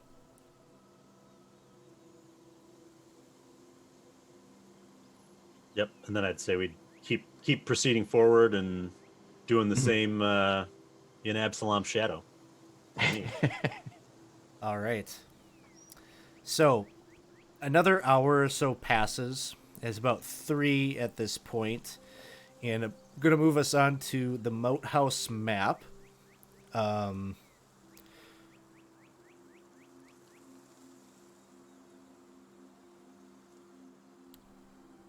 And even though I'm moving you onto the map, you'll see it from some distance, so you're not like I'm not plopping you right in front of the moat house if that's not what you want to have happen here.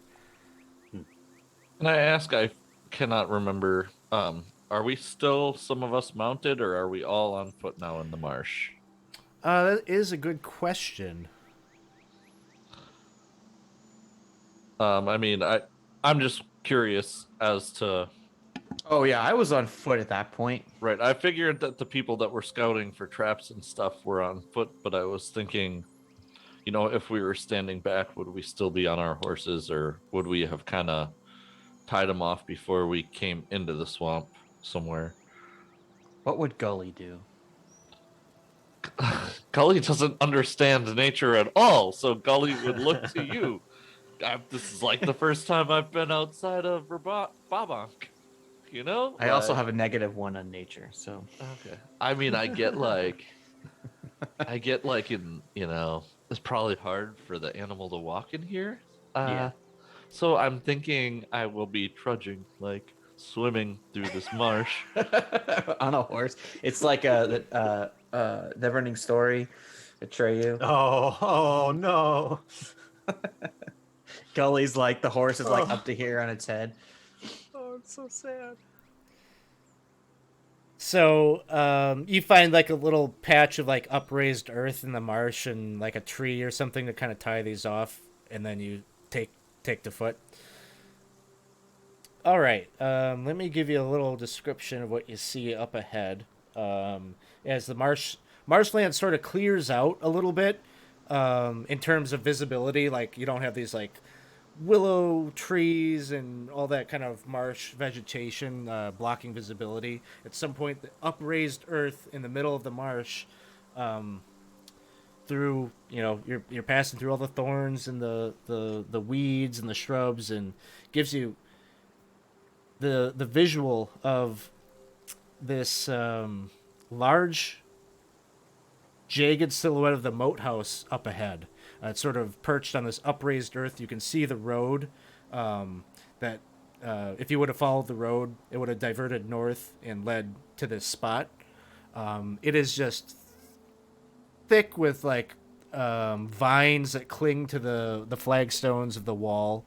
And there appears to be like the water from the marsh seems to funnel into a very intentionally dug like moat from a long time ago. Nothing about this place suggests that it has been well maintained or upkept recently. You see to the southeast of the moat house, I think this would be, you're probably doing some kind of like a little bit of a visual of the perimeter of the place from afar. And one of the very obvious things is on the southeast side of the moat house, part of the wall has given out and has just fallen. And it's just almost like, a cascade of rock and debris that has subsided into the moat, and kind of creating this almost like a superficial bridge right into the southeast corner. The main gate, you can see the old swollen wooden doors have fallen away and still sit resting on the trail that leads right into its inner courtyard.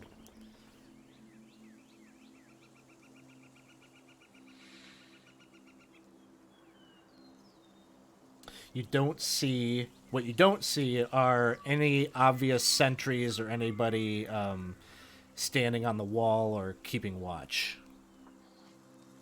So, in my days, my past career, sometimes when you wanted to bring objects into a building that the objects were not allowed legally, but you wanted to bring them in to people that... I was a smuggler. There we go.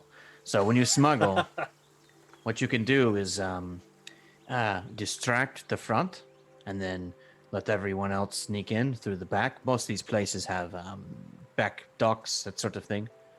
So we could try to sneak in as an option.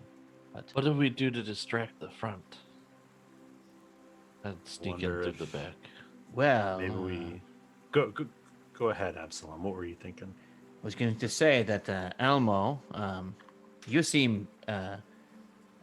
What's the opposite of indispensable? Dispensable. Dependable. No, but Elmo, no, you. These people maybe know you, right? Your brother is in there. You could talk to them, maybe, and distract them. And then the rest of us could take a back route. But Elmo is here to secretly sleuth his brother away from the bad guys, don't we? We don't, if he shows his face, maybe they will try to, and they'll try to keep his brother away so that he can't see him, so that he can't leave him. This is how things like that work, right, Ash? They try to keep you from seeing your family. I mean, once you kind of see the secrets, they don't really like you to leave. That's so. Like, you have to sign the handbook, and now you're, Yeah, so got we a don't non-compete clause going on there. Yeah. Elmo says, Compete clause or religion. well, Absalom, I can appreciate that it's just a job for you and you're looking for a little cash, but a little hole in your plan there, if I go in there and try to distract them and I'm all by myself, I think that will tip them off to be a little suspicious. Yeah. I agree with Elmo. They likely know me and my brother. He would know that I would not be so stupid as to walk in there by myself to try to talk them into taking him away from this place. What if you all Like sneak that in other the guy back? knew we were coming anyway, so he knows how many are in our party. True. Oh, yeah. What if that other guy is there? Is there any way to know for certain if that guy is in there? What was his name again? Tom? Tom, I think. Yeah. Yeah. Tom Selleck. I believe. Certainly, Tom. He was a very handsome man, if I recall. I mean, it was a nice mustache. You got to give him credit for he's that. very well groomed. Yeah. I'm very impressed by that. So this could put a real wrench in our plan of doing any type of distraction, right? Because Tom's in there, and Tom knows that we were all together and that we had kind of agreed to do this. True. So really, they know in general that we're planning to come. So maybe we should just ask nicely for them to send out Elmo's brother, or we burn them down. I think some fire would help if we were, threatening to burn him down, and we're standing here without In the rain. torches and. Well, what if I used light? Mm-hmm. What? So made it pretend to fire. Sorry, go ahead. I'm not one for normally like brute forcing. If you all are, I'm cool with that. What if Galileo talks to some more birds and gets some weird bird activity going on at the front for our distraction? We're not putting any of us in any kind of unneeded danger, and we're also not tipping our hand that anybody's here besides some animals being a little wonky. What would you define as weird bird activity? Dancing. I mean, if they were doing a dance, that would dancing be weird. birds. Dancing birds. Yeah. I mean, could teach them some moves. Yeah, I'm liable to be distracted myself if we got some dancing birds out front. I think if we had some necker dancing birds, it would definitely be a distraction. Man. That's my new ska band, by the way. The Necker dancing birds. Hey, better. I've got a beast bond spell. I could probably maybe find a little animal that might want to go in there and do some scouting for us. If only it was like a big scary. He could telepathically communicate with me then. Do you have any friendly alligators around? Or like a bear. Crocodile, or is it crocodiles? What stuff? What if there was a friendly bear around that we could? Yeah, like you did a favor for, like got it out of a trap, and then it felt indebted to you or something. Yeah, if only I would have gotten to that bear in time. It's just That's not a realistic unfortunate. scenario. Just not a realistic scenario. I mean, what are the saved chances you'd ever find something It's- like that? This isn't your a head in the storybook, It's like somebody just snuffed out his life before I got there. That's right. Well, so this boathouse, if I'm looking at this correctly, I have no idea what's on the other side of what we're facing. But there's like a moat around. Oh, it's a moat house, not a boathouse. So that makes sense that there's a moat around it, right? Yeah. Is Yeah. that why Yeah. it's called that? Probably, I would Damn. say. Yeah. Yeah. So secret entrances, you were saying in the backside, maybe? What if we swim under, and then we just sneak in, and then we don't need a distraction? We've just Could do that. snucked. We've snucked right in. Is there anything I can am- do to see the map? I can't see the map. You might need to hit refresh. I had to refresh. I did too. It took a minute. Ooh. Do we see Starting to think, anything? Oh, go ahead. Sorry. There's a rock pile right over there. Yeah, this over What- here Yeah. clearly is that ruined pathway in, and this right here is the front entrance.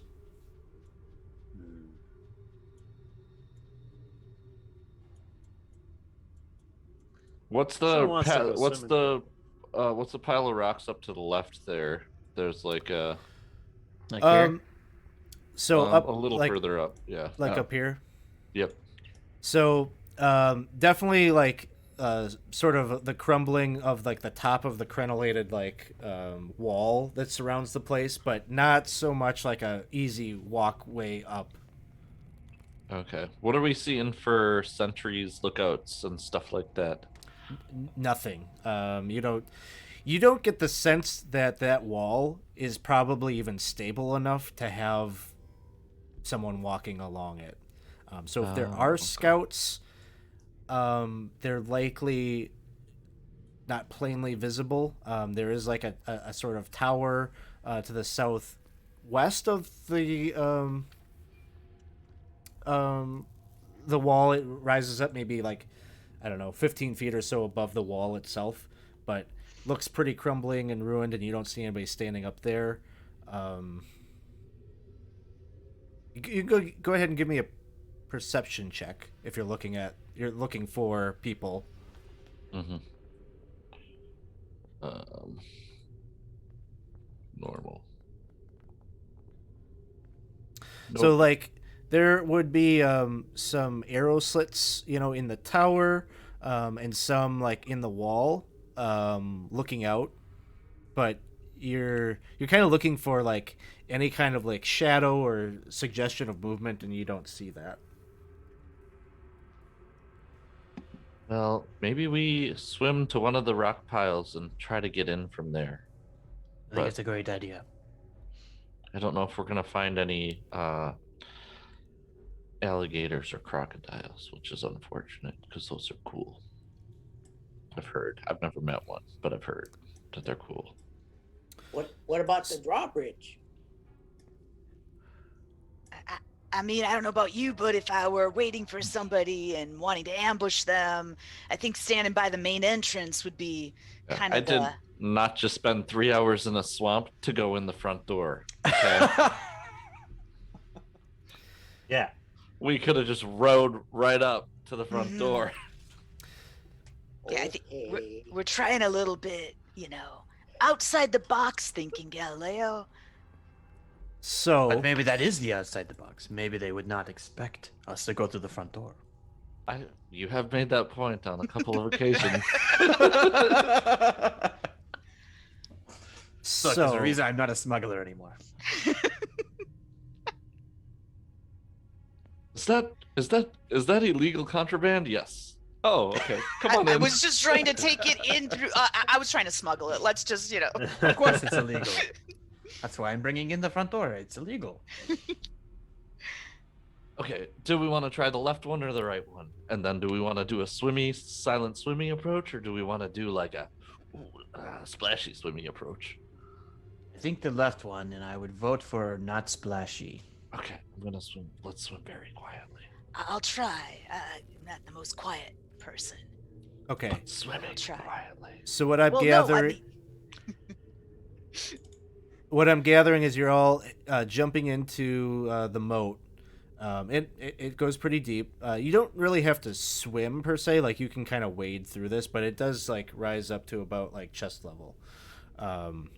Chest On who? Yeah. Well, good point. So Corlos, you likely do have to swim or get a little boosty up from somebody else, and then Absalom, Gully, you can probably I? will have to do that as well.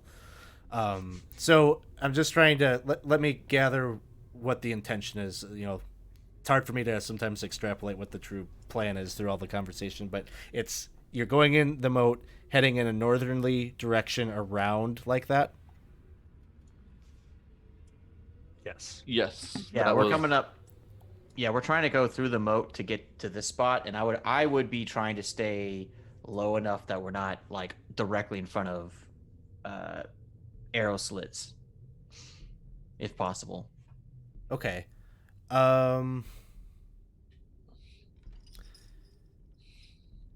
You know, so if it's at all raised up off the ground to where like our heads aren't directly in front of the slit, that'd be what I'd be trying to like stay down a little bit, like hunker down. If Yeah. possible. If not possible, then we just risk it. You mean Yeah. if you were close enough to the wall so that they couldn't actually shoot down from an arrow slit? Is that Yeah, what I'm you- more just like, trying to like if someone's walking down like past them, that they would just be like, you know, filling their entire sight picture. You know what I mean? Like trying to be like as low as possible. Can I bring a log? You know, kind of like float with the log so I can hide behind it a little Oh, bit. Like it- camouflage. yeah. This is why you're so smart, Ash. Yes, you're the smartest of the smarts. I'm not really sure about that, but a dragon head's a little more noticeable than a log, I think. So I had hardly noticed. All right. Yeah, absolutely. You could do that. And so you're all starting to make your way through, heading this direction. You know, going back to what Absalom you said, can you pass by the arrow slits without being seen? Seems unlikely. However, if someone was behind an arrow slit, unlikely that they are looking directly down into the moat. They'd be looking out. So you're feeling pretty confident that this plan can work, that you can safely move undetected around it. Now, is Absalom feeling confident about the plan, or am I feeling confident about the plan? What I mean is your feeling about going past arrow slits, like if someone would spot you. Yeah. Like, it is totally possible to pass by an arrow slit and evade gaze. Got it. You're not overtly obvious, but you know, skill checks can make other things happen. So as you're moving around everyone, it sounds like, you know, assuming you're doing something like Ash is doing, you're grabbing a little something, you know, a floating piece of a Jetsam, dead willow tree flotsam. or Yeah, something. Yeah, absolutely. So just take advantage on your stealth check as you're moving along. I think for me that just neutralizes the disadvantage. Is a chainmail disadvantage? Yeah, yep, it'll Yeah. cancel out. So you'll be Okay. a I will regular. re-roll my stealth check. Are we all getting advantage, or just if you're doing something specifically smart?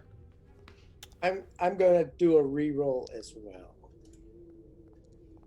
Yeah, my I mean, God. I mean, you have the opportunity to have advantage here if you're kind of following suit. So I'll let you make that call whether you're doing such a thing or not. I would probably not, so I use my re-roll because I'm not smart. So, oh my god, Alex, these are bad rolls. I'm feeling uncomfortable. These are bad rolls. I got to do one for Elmo as well. You could do it, Elmo. I'm like yelling back to Elmo. Elmo, be quiet. Don't make any noises when you're stealthing. You gotta feels hold the pretty log like good. this, not on the other side. Gotta put it in front of your bad eye, Absalom. Come on. Oh, The- right, the log. I didn't. What did grab you end one. up with, Absalom? You got a 6. 6. Yeah. We had Galileo. Did you also have a 6? No, I did a reroll. Oh, you did a reroll. I see. 14. 14. Gully, you had a 12. 12, yeah. And I I've had a been 14. debating the reroll on it, but I think I'm going to save the reroll for when we get attacked here. And You're so optimistic, Golly. who am I missing? Oh, there's Ash another is 17. 21. Carlos I is see. 14. Oh, okay. All right, so this is a group check, so it's got to do some math quick just to see. Well, that's very forgiving of them. That's nice. Well, one person making a splash about in the moat could be a creature, could be something splashing about in there. Several or Alligators. such might tip them off. Be a bear in a trap. Who knows? Sewer gators. But I think you are going to make out just fine here. The average is a Yeah, those- 14. Damn muskrat in the moat again. They're just making lots of noise. All right. So I'm going to use Elmo's token to kind of suggest where you get, as you make your way past the western wall.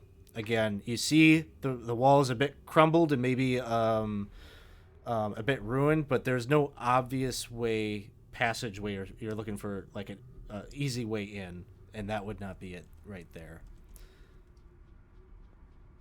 Making your way around the corner here, you can see that kind of like the main, maybe the main part of the keep, where like much more rooms is kind of that north eastern side of the moat house, and here there are many more arrow slits that are open. These ones right here along the immediate wall, as you turn that corner there, is dark. Over here, you can see that there is some degree of light that is coming out. Kind of a flickering light, maybe from like a fire.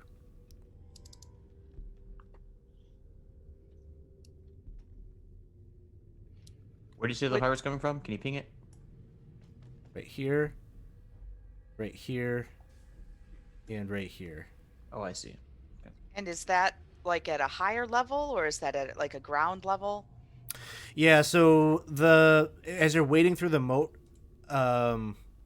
the kind of raised up earth probably is about maybe like 10, like above the water level is probably about like 5-6 feet in total. It's probably it'd be quite a climb to get up to the foundation of the Okay. the wall, but the arrow slits themselves, was probably like 15 feet up from like where you are. Ah, I told you there was a back entrance. There always is. I was joking about the front door. Of course. I will remain in Absalom's shadow. Okay. And just I don't know if I misinterpreted that. You don't see an entranceway over here. Oh, it's just arrow slits. It's arrow slits and light, so you are getting the Got sense it. that there's activity in there, like somebody's in there. Okay, I misinterpreted. If all well, the actually, people inside are back there, maybe we can go in the front door. I think it maybe might we not walk be back around. all the people. Oh. It could be some people. Okay. Some of all the people.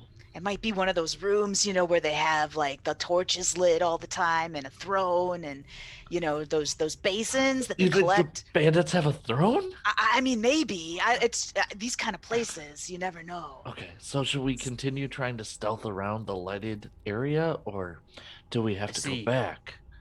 oh, pause. I see a gigantic frog.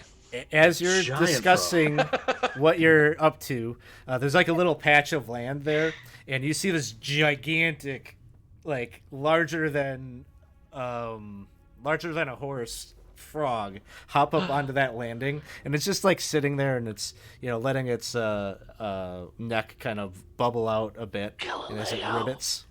Galileo, do their thing. There's a thing. Yeah, but he has to be friendly toward me, and I don't know if he is. How could he not be? You're so lovable. I've never seen a frog like that before. I don't have a sense of whether he'd be friendly or not. Be a team player and go find out. Yeah, he might just be a friend you haven't made yet. Yeah. Right? acquaintance or something that she said. Mm-hmm. Ash, do you have some icebreakers that you could share that would help make that Well, conversation less awkward? I mean, Galil- go ahead. Galileo, just before you go further on your conversation, I think it's necessary for Galileo to have a check here. Go ahead and make a nature check if you would like.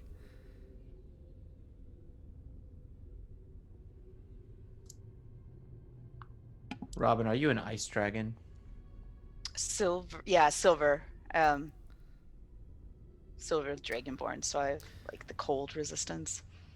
Was that an intent? Oh, sorry. Go ahead. Galileo, a creature like this is not a typical like animal. It's not a part of the natural ecosystem.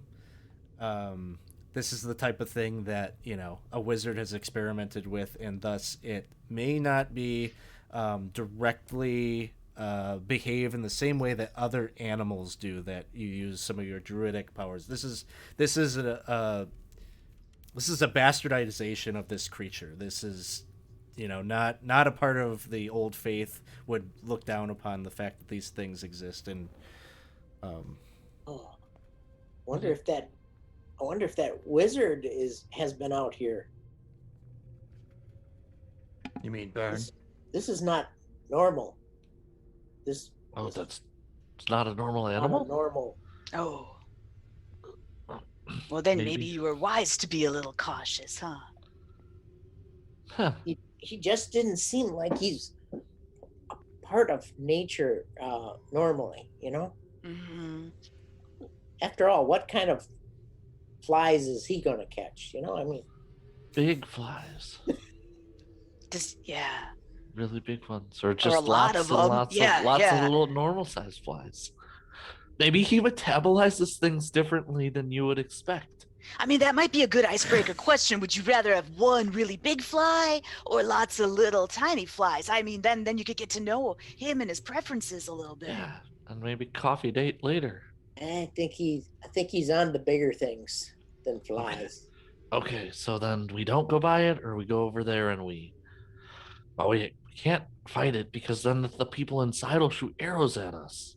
Yeah, I think you're right. I think we have to go back and try to either climb that broken wall or go through the front door. Like I said, these back entrances are too dangerous. Now going typically. through the front door is okay, huh? No. I vote broken wall. I vote broken Yeah, wall. Broken wall. Corlos has a good point there. I vote broken wall as well. I'm gonna follow whatever Corlos says. He just said he voted for it, but it wasn't really a point. But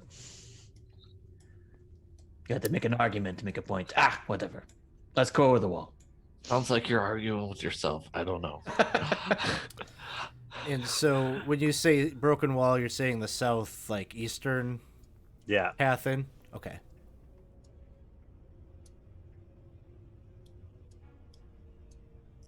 Was this a door right here, or?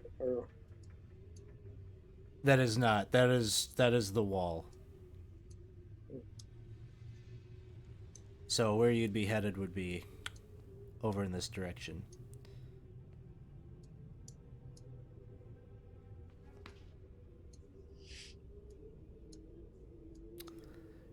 And so you can see that there. Let me just check something real quick.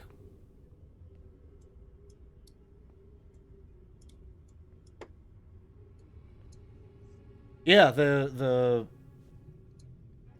there's sort of a bridge up into the. You can see there's a big gap there where the moat house is weathered and crumbled into the moat.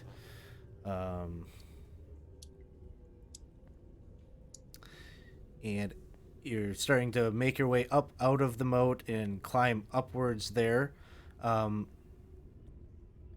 Absalom, as you do that, as you're climbing up forward, you feel the rocks beneath your feet kind of shift a bit.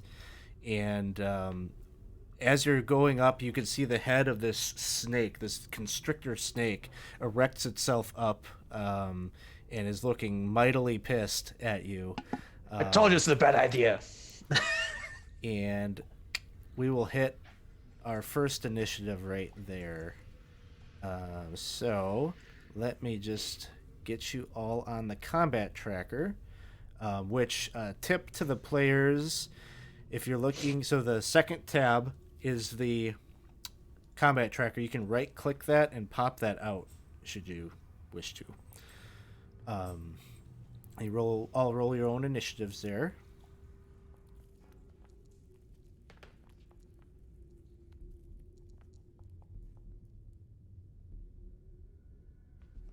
And then I think we're all on there, so we will begin combat. And we begin with the giant snake. And so... Where's the initiative roll?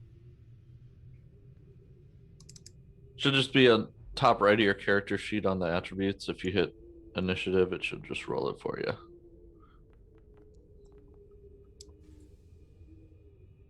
Okay. You did great, guys. Yeah, Yeah. those are some stellar rolls. Oh, and it's not just a normal giant snake, it's a giant poisonous snake. That's fun. It sure the is. best And we're kind. about to find yeah. out if Absalom is going to be able to confirm that for you. I'll tell you if he's poisonous. Does a 17 hit? Oh, of course. It does. Okay. So here is the damage from the bite. So you're going to take 5 points. Does that breach half your max? Exactly half. Oh no! Okay. So we'll go ahead and you're going to be making maybe a couple of Constitution saving throws here. So let's hold off on the shock piece for just now, because we do have to resolve the poison off of this. Sorry, give me 1 second, because I just want to reference a note here. Yeah. I'll lose my other eye. Okay. Make He a wasn't- Constitution saving throw. DC 11. Okay. You made it. Wow. I'm And I believe this is an all or nothing one. I sure hope so. Yeah, me too. Otherwise, we're gonna have some problems. So now make the DC 12 Constitution saving throw to see if you were susceptible to a shock effect from taking half. Oh. Wow. DC 12, so you clear it. You Oh, are right, right. just skirting the edge here. Come Mhm. on. I like to Tough live life alive. on the edge. Doing just enough. So next up, Corlos. It is your turn. All right. So let's see if I can do this correctly. So I'm gonna do that, and then I'm gonna do that. So I'm gonna attack it with my bow. And a 12 will not hit. It hits the side of the snake, but does not pierce through its incredibly thick hide. Okay. Then I'm gonna go ahead and move over here. All right. Gully, it is your turn. And just a point of clarification that this area, like pretty much everything out here, is difficult terrain. If you're climbing up the rocks, if you're in the marsh, just double movement, or in the moat, double movement. Did I move too far? I don't know. I just thought of that just now. So Okay. Okay. I think you're fine. I'm not technically, like, I can only see a tiny bit of the snake on my fog of war thing here. Yeah. Why would that be? Does that, am I just like declined too much to? I like, think on a it's decline? it's probably just a quirk of how the dynamic lighting is. You can see Okay. it fine. And who is the blue one right next to the snake? Is That's that Absalom. Okay. Yeah. All right. Well, I'm going to cast Chill Touch on the snake. Pulling out my Chill Dance moves here, and normal. I'm gonna re-roll that. Much better. And then I will do the damage. Was that just a normal? Yeah, that's a normal. All right, 2 2 points of necrotic. damage. But then there is an effect. I don't know if it'll. And it can't regain hit points until. Oh, okay. That's fine. You see like a cool little hand dance from my hands, and it dances over and it touches the snake very gently. If it turns out that this is some kind of vampiric poisonous snake, it's not going to rejuvenate, so that's good. Awesome. Next up is Absalom. Just a point of clarity: was the dancing hand like one of those like old timey like Tom and Jerry cartoon hands? You know, like walking on fingers. Like, yeah, I was doing like the moonwalk finger-wise. Yeah. Does it have little tap dance shoes on? Going Not this version. That's level 2. That's why we need that money to pay the tuition. We gotta get the left tap shoes on our dance hands. All right, I'm gonna flourish with my short swords and be like, "Ah, you thought you could kill Absalom, huh?" And I'm gonna slip over to the side and be like, "Ah, how about you?" And I'm gonna chop it with the. Whoops, hold on here. Okay, I gotta do this differently. I chop it with the curved short sword. Oh, there it goes. And here comes the attack from the first one. That's a hit. Yay! So this is not sneak attack because there's no one next to it. So just a regular old hit. Boom. For 6 points. And then I'm going to spin bonus action with the other one. This does not have the modifier, but I don't really know how to do that in Foundry. So I'm just going to we'll just do the math. That's a hit. Okay. And then I'm sure there's a way I could edit that, but it would just be 5 points. All right. With your short sword, you cut into it, big hack. Like you've got like half of its head is just like hanging off, and then you give it the other swing, and that finishes the job as you behead the giant poisonous snake. And it can't regain hit points. Under my breath, Corlos just whispers, "In Absalom's shadow." What is going on with this? Is he What's starting? so- There's no chanting. Is he Yeah. starting a cult? I don't like that. It's starting to feel a little bit too familiar there. You've done it. Do you want me to teach you what that? You want me to teach you the primordial words for that? No, Would I sound pretty really cool. don't. No, that's In no. Absalom's shadow. No, All please these don't. Please don't. creatures have been distorted and made large. Also, should we Yes. be worried about people spotting us? I think so. Let's rush inside and hide. Yes, rush and hide. Sneaky. Very sneaky. I'm very sneaky. All right. So as you're moving up here, trying your best, it wasn't like such a huge commotion that you feel like you need to be on high alert. You still think that you're not seeing any signs of alert, at least at this point, as you climb your way up into the opening there. As you move forward, is it revealing? Like, are you able to see? Really? No, it won't let us go through because it's got a little like a wall or something. Yeah, it looks like it's treating it like a You can move solid us. wall. You should be able to move us in, I think, if you move us. Okay, let me try that.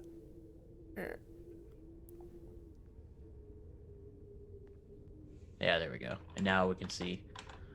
Okay, so it is dark. in Unhand here. me. That might be kind of what's happening here. Those of you that have, are your tokens kind of matching with? Does anybody not have dark vision? I guess is Absalom maybe. Oh, I don't know. I don't know if I have Goliath appetite. has it or not. I can cast light on your sword. It's very- revealing for me. I'm seeing stuff. Yeah, It I'm is seeing- revealing for me, but I may not. I don't know if I have dark vision. I am think seeing that's- things too, but do Dragonborn have dark vision? I do don't not. think so. I don't think they do. I don't have it under special traits or anything, but I do see the map, so Yeah, I mean, we could just, if we're not supposed to see it, we cannot see it. But you cast light on something? I'll cast light on your sword if you don't have the dark visions. I also don't have the dark visions, which is why I have the light. So I got a mod in here if you're casting light. So who is that on? Whose sword? I would Absalom. cast it on Absalom because I want to stay in his shadow.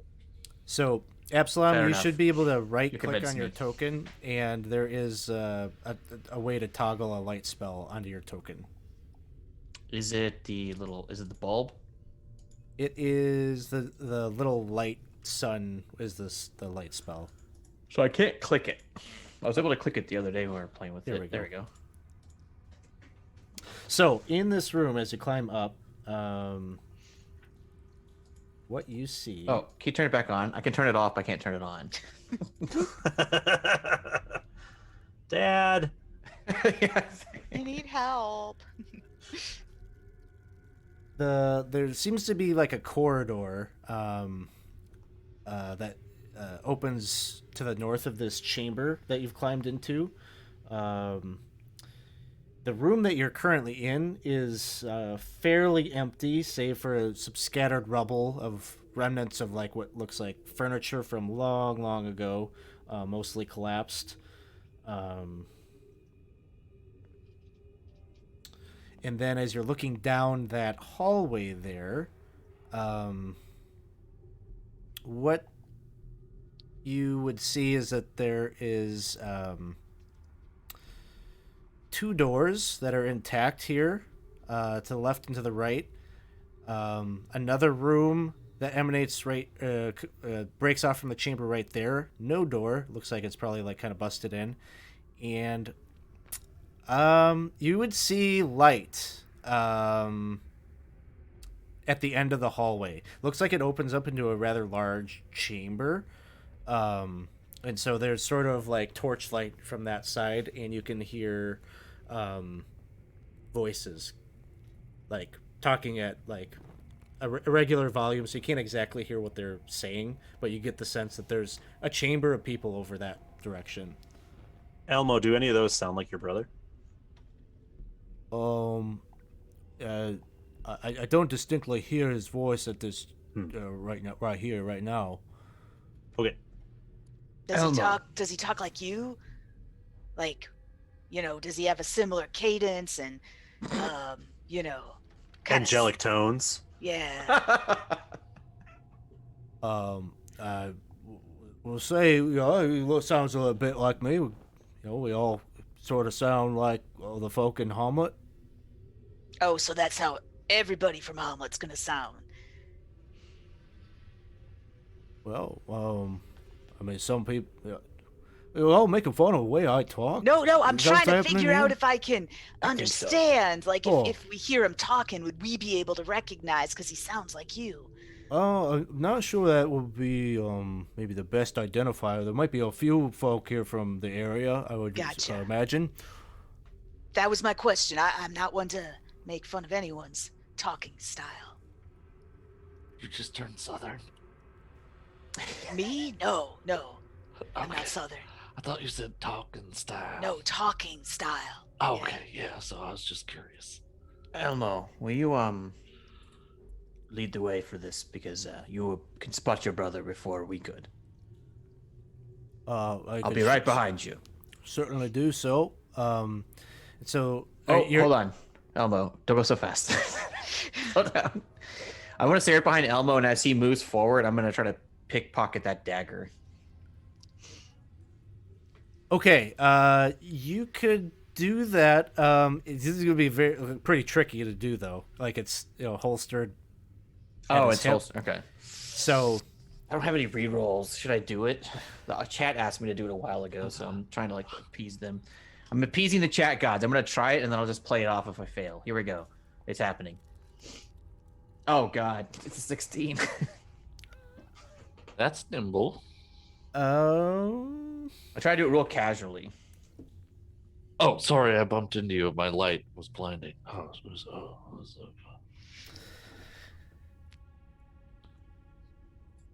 as you go to grab at it, he feels like. So you didn't fail, like you didn't succeed in grabbing it unnoticed, but there might be a chance. It's a tug. You realize in the moment as you're doing it that he's noticing the tension that he feels, and he kind of quickly looks back at you. He says, "I think I felt something." Yes, Did- Elmo. I did was you checking see- to make sure you had the goods on you.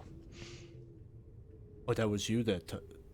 I felt like something was trying to grab hold of my dagger here.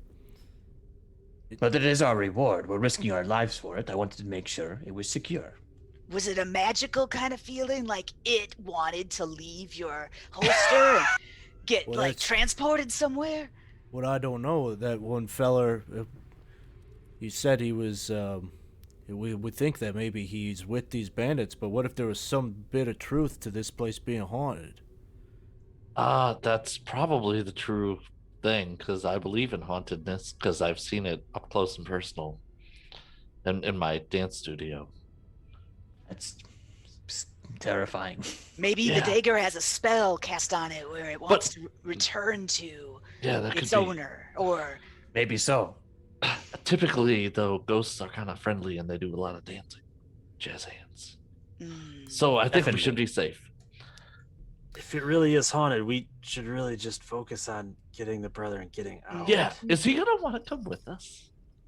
You know, there's a thing called Stockholm syndrome. I read about. Wait, you read about or you wrote about? I've done both because I've had both. I've got So- experience both reading and writing. So I'm gonna break in here and just say we've got like 27 minutes left. Oh, so shit, yeah, let's go. I'm gonna try to keep us on task a little bit right. as we're moving forward. So everybody going down the hallway here, or is it everybody is okay? And you're all sneaking forward. Now, give was me- was there a light source of any? Is there any light here at all, or I think because I Absalom don't believe a furbog has like dark vision. no. it Yes. Yeah, but you, unless you're telling me differently, the light spell is on Absalom's sword. Yep. Oh, okay. doesn't. I And feel so- that the sneaking thing is a little bit, I mean, we're sending out light and we're trying to be sneaky. If other people have to walk around, they would have light too. So they might just assume we're supposed to be here, Right. Okay. And we just say, "Hey, Jim, did you get that inventory list from Marge?" Yeah, and we move forward. So let's We're go. the new guys. Okay, so just to be clear, light spell staying on as you're sneaking down the hallway, or it is okay. So stealth checks, but they're at disadvantage. I wonder why.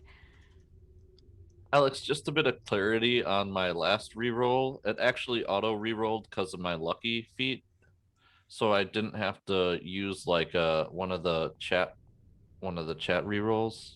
Is that Okay. cool? Yep, absolutely. I didn't realize I had that until Nice. just Okay. now. I'm gonna We- reroll. I Yeah, don't know if it's worth it. Okay, man. never mind then. Never mind. Sorry. Did I won't. anybody break a 10? I'm not sure. Absalom got a 13. So as you are progressing down the hall here,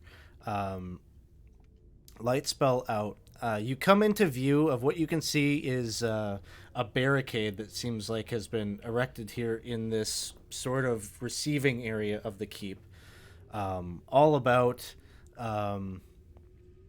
it's sort of hard for you to see beyond the barricade that is set up, at least from the hallway there, but you hear a female voice call out. Can't see where she's coming from, but she says, "Oi! We see you down there. You best put down your weapons and come out where we can see you." Absalom, is that? You just said you could see us. Elmo, is that your brother?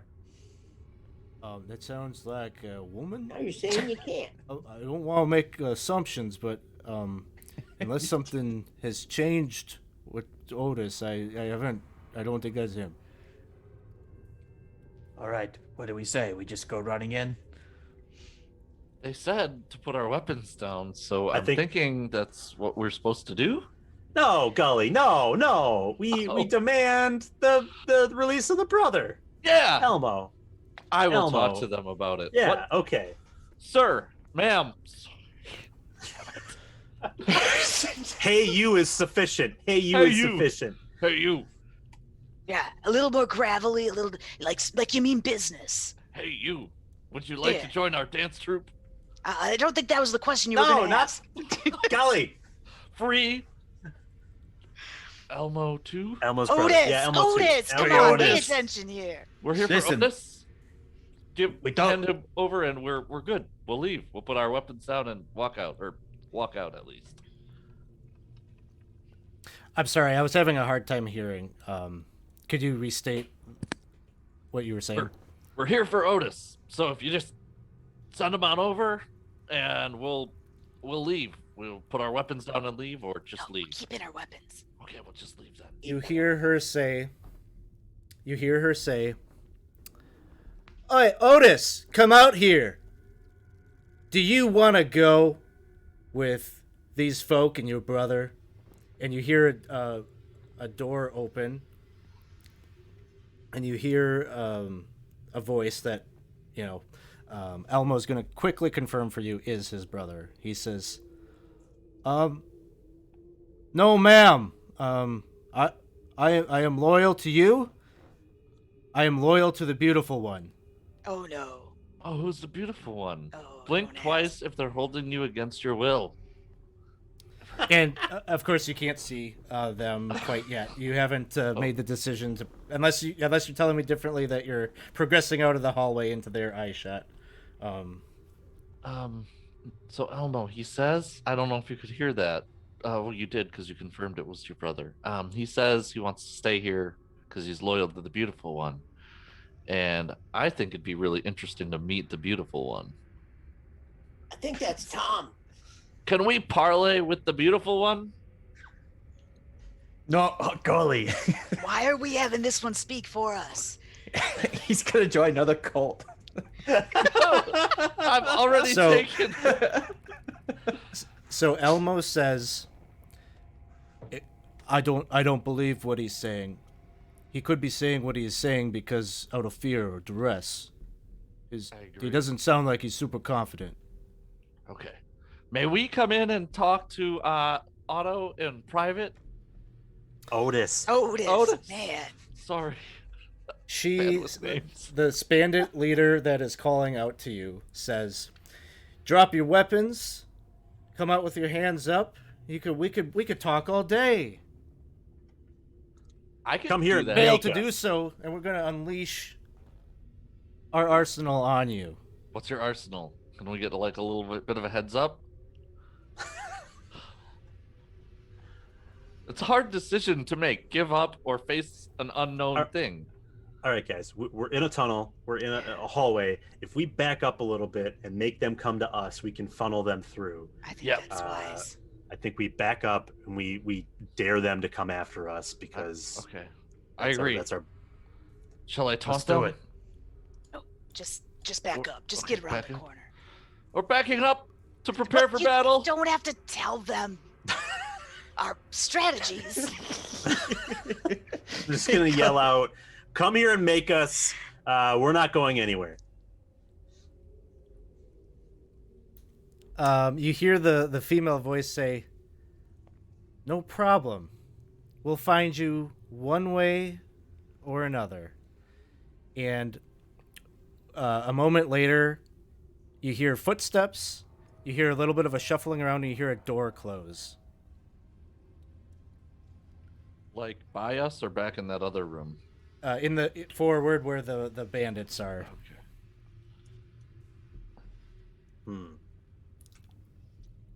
Well, that didn't work. Oh, but I don't think it would have been wise to just barge ahead either with the barricade. We don't know what was back there. Yeah, they said they had an arsenal.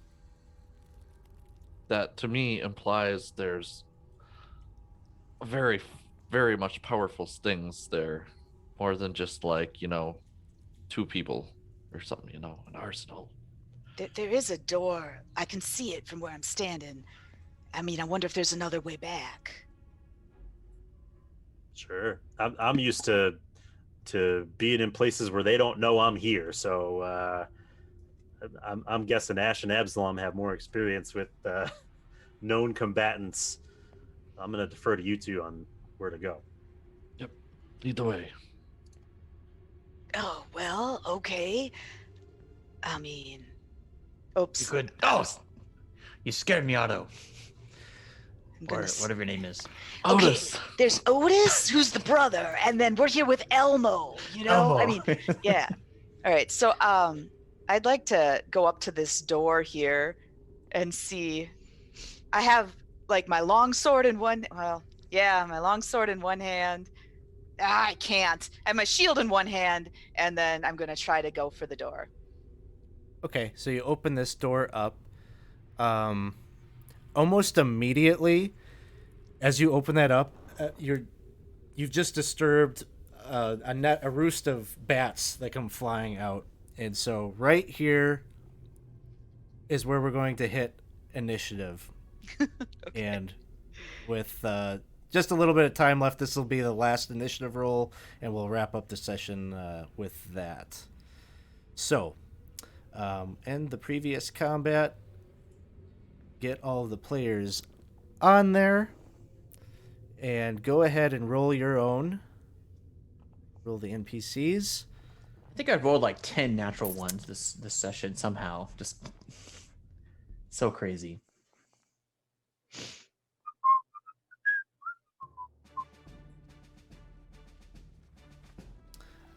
All right. So with the swarm of bats, I'm gonna give them kind of a. Well, no, they're just in the initiative order, and this is kind of they're coming at you as you've opened the door. Like they're at the back of the room, and they've like they're about to like crash into you, Ash. As we start things up, we begin with Gully. I'm going to begin dancing and cast false life on myself. So 1d4, but it didn't let me roll the d4. So do I just go over here? You just and hit roll? the simple dice roller, or you can always do /roll, and then the dice. So or the I formula have that 5 you want. temporary hit points. All right. Anything else, Gully? I will back away from the bats, and that's it. All right. From the audience chamber up ahead, you again, you hear that Tom Selleck's voice ring out as he says, "All right, boys, they're distracted. Get them." Oh no. As you see, oops, I did not mean to do that. Deselect everything.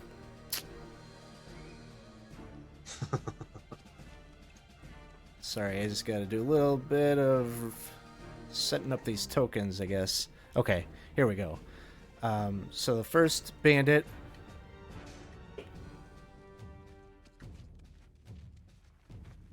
Oops. Is going to come right up here by Elmo.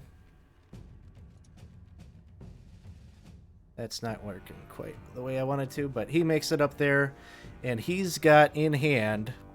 I see players are using the chat there. Just so you realize, every time you do that, it like resets my map, Oh, so I get focused on you.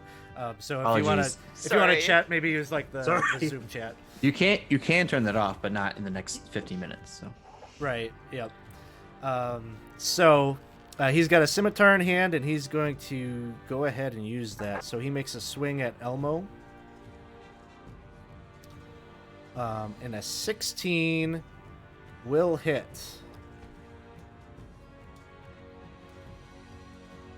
And so right out the gate, Elmo takes 3 points of damage. All right. Next up is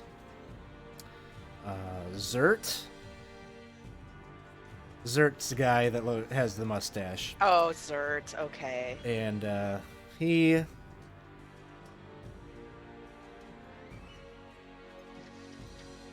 is going to move.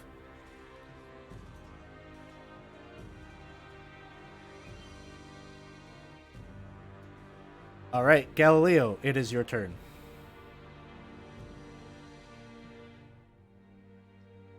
Okay, Galileo moves over here, and whoops, he's gonna fire into that room where the bats are with his short bow.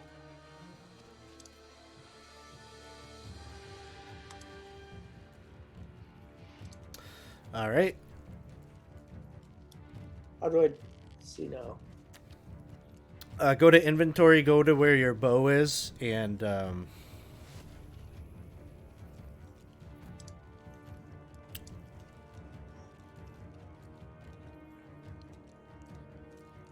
where my bow is. okay. So hovering over the short bow, you see the icon then with the D20.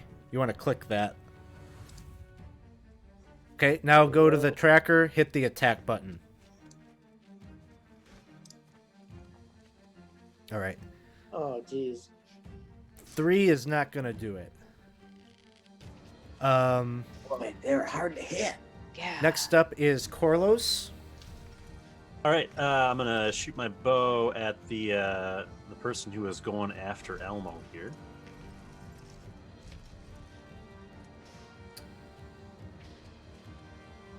Hmm.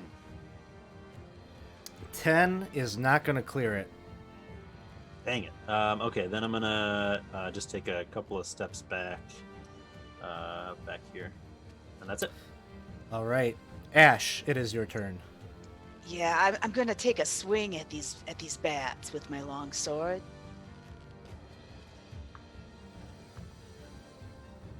Oh gosh. I'm gonna use one of my rerolls.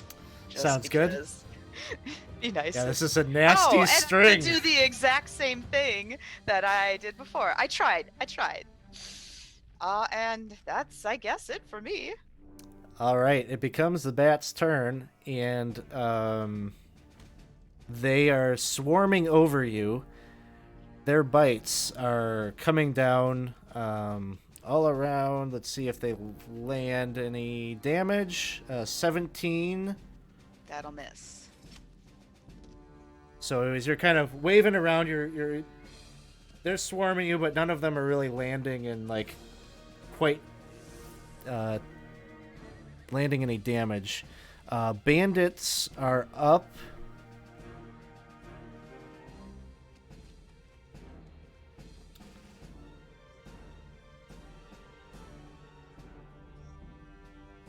And this one here does have a light crossbow in hand, and he is going to shoot directly.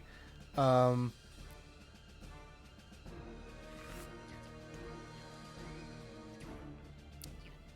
is this? This is Corlos. Correct. Shot comes down the hallway. It is a 16. Yeah, that'll hit. That will deal 8 points of damage. All right. That is considerably more than half my health. Make a DC 12 con save. All right.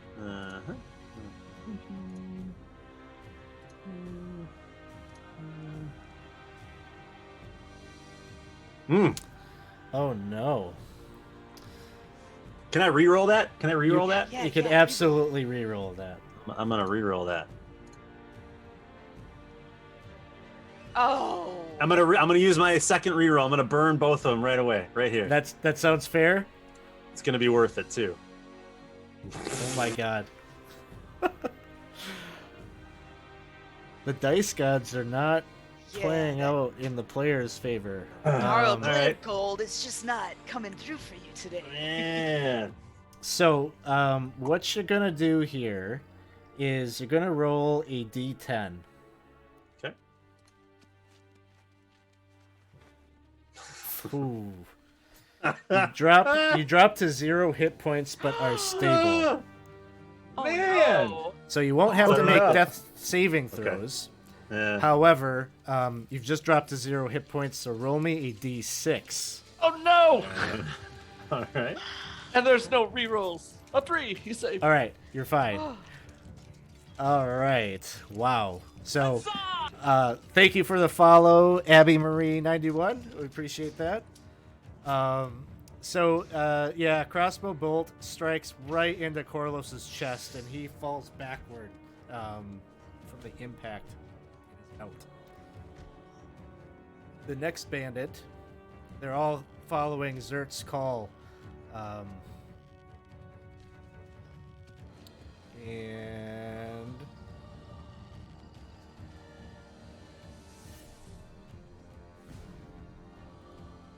Oh, sorry. I had two of them go out of order here. That's all right.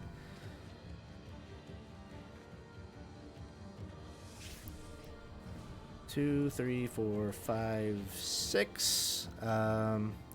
Just have to see. Does this one have a ranged weapon? He does have a crossbow. So he makes it to right here. And sees Elmo is going to try to take a shot. Elmo's going to have a little boost to his AC because he's got a little bit of cover. So now, can I use my protection style to impose a disadvantage on that attack? I'm standing right next to Elmo there. Yeah. With my shield out. Is it any attack or is it a melee attack? I believe it. I just It's tried to look any, at I'm it. pretty It sure. said I just have to have when a creature you can see attacks a target other than you that is within 5 feet of you, you can use your reaction to impose disadvantage on the attack roll. So it's Absolutely. okay. Oh my gets a gosh! 20. I tried, Elmo. So damage on that is gonna be another 2 points to Elmo. Couldn't hit Corlos with a 2, huh? Hit Elmo with the 2. Right. The dispensable one. Dispensable? My own fault. I should have tucked around the corner. That was really dumb. You left my shadow. Another bandit here. Never again. I'm telling you right has- now, never again. Crossbow out.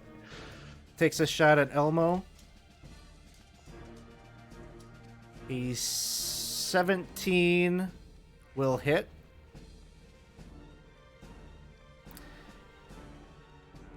Elmo's a big guy, and he's taking all of these crossbow bolts on the nose. So he's got a couple of these. A number of them are just kind of glancing shots. But this one from the heavy crossbow hits him right in the chest, and he kind of stumbles backwards. He's got a axe in his right hand, and he's got that dagger in his left hand. But he's still standing strong. He kind of lets out a growl as he feels the pain, and it's almost, you could just feel his blood boiling. As we got I feel one you. more bandit here.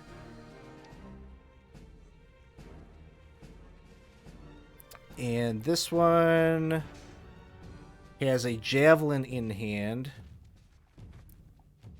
Is anybody counting the bandits? He's hanging out right there. Elmo's turn. I see. Elmo turns to the one that just attacked him 5. and is gonna take a swing with the battle axe. A 13 will hit. And so he's gonna do damage there. 11 points. Takes this one out. Nice job. And then he Respect. rushes forward, dagger No, in help hand, me. to try to stick this one.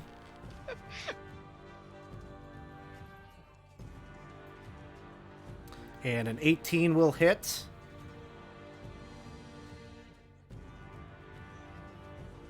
And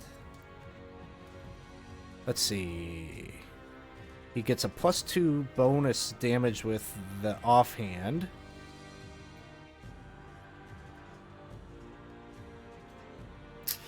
And an additional +2 on top of that for reasons. So this one is pretty rough looking as he gets stuck with that dagger.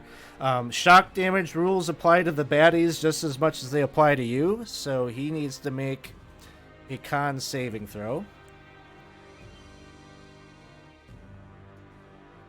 And he makes it. Next up is Absalom. Okay. Do I have a melee strike on these bats, or are they like out of range? You cover. you can certainly hit them. I'm Okay. sort of thinking about this as a big swarm that's really more or less right over Ash, so you could easily see them and strike out at them. I'll say, Ash, watch out, don't move too wildly. And just chop a couple times. And boop. So the first strike is going to be a 10. That won't swing it. Okay, bonus action. Take another strike. This is my offhand. That'll hit. Okay, so this will be damage. It's gonna be 3, not 5, and then also sneak attack.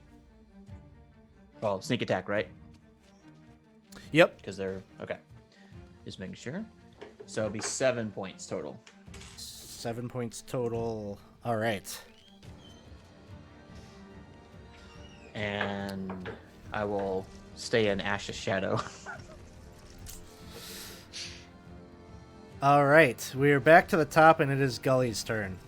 Okay, I will step out into the hallway and assess. I cannot see any bandits. Is that true? Oh no, there's one.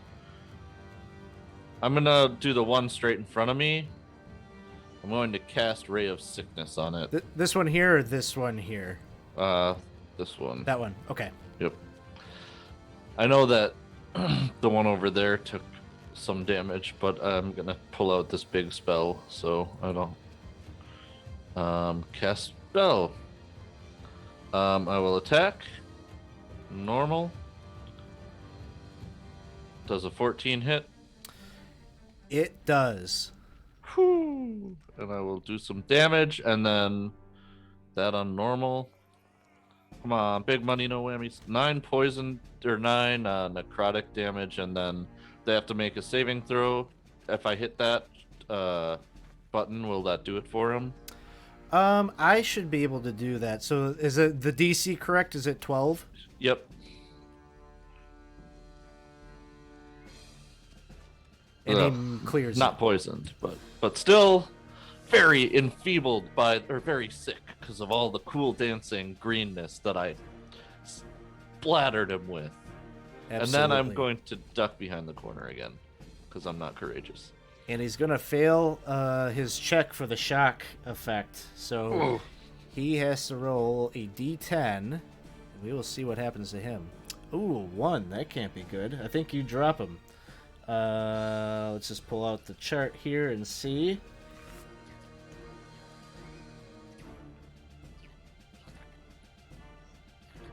The creature drops to 0 hit points.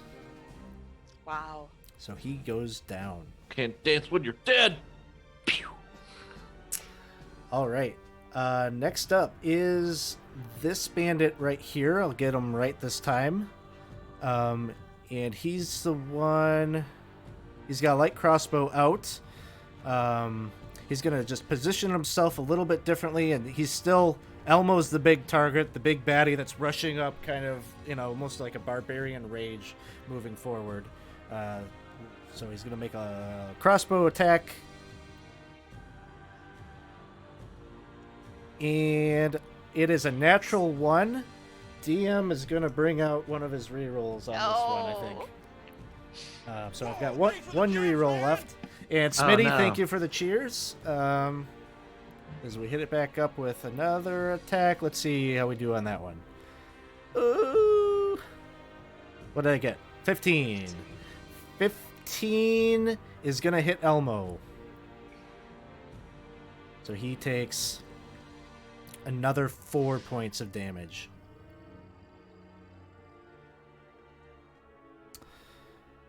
All right. Coming around the corner here is the mustached man. And he's got longsword in hand. He's got a hand crossbow in his left hand. But he jumps out here and takes a slash with the longsword at Elmo. Oh, jeez. And gets a 19 to hit.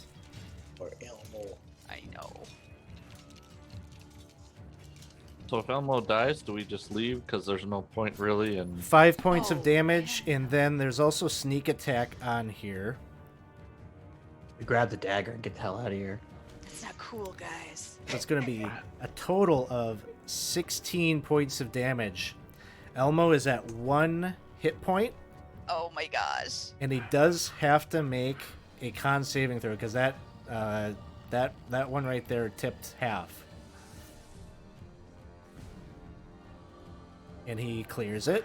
He's a hardy fellow. Whoa, thanks for the jams, man! Smitty, thank you for the cheers. Appreciate that. Galileo, it is your turn. Let's see. Corlos is standing there near me, and he looks white as a ghost. Oh, poor little guy. And He's an animal killer. what do you do? No, That you don't know that. No, I don't know. No. I don't know that either. Sorry. So he casts Cure Wounds on him. Nice. Thank you. Ooh, Smitty just redeemed a healing potion. Smitty, I will say, feel free to type into the chat the name of the character that you would like to have to gift that healing potion to. And your gift is actually a very special one because healing potions cannot be readily purchased. So gifting them a healing potion could be useful here, might help them out down the road. All right, anything else, Galileo? He's just gonna move over here. All right, next up, Corlos. You are back with us. Yeah. So I'm gonna go up here. Oh, F. Okay. I'm gonna go into Absalom's shadow, and I am going to pop a shot over at our buddy Yurt here.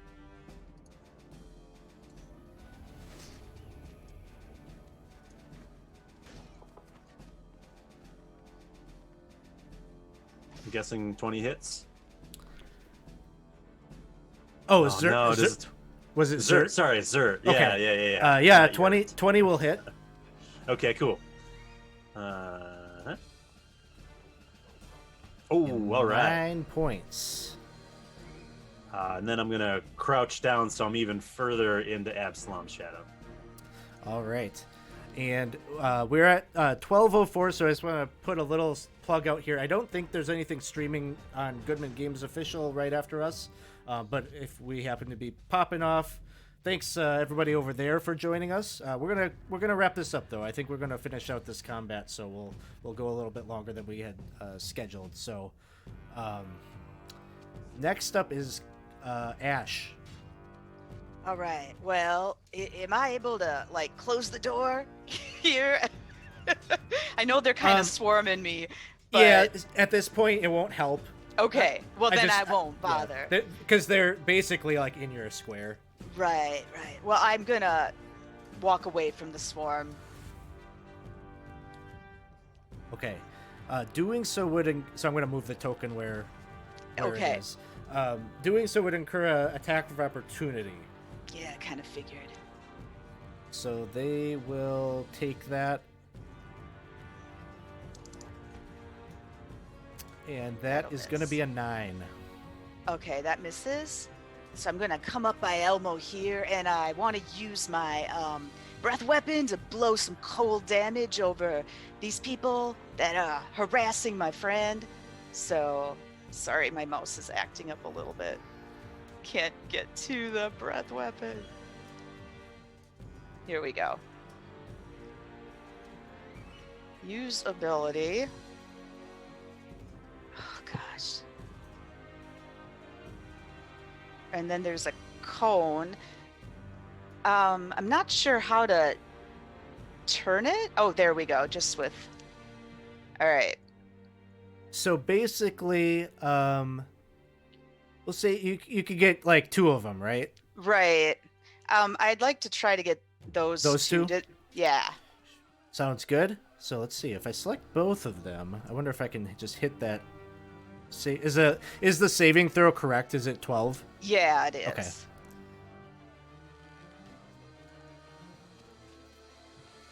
All right.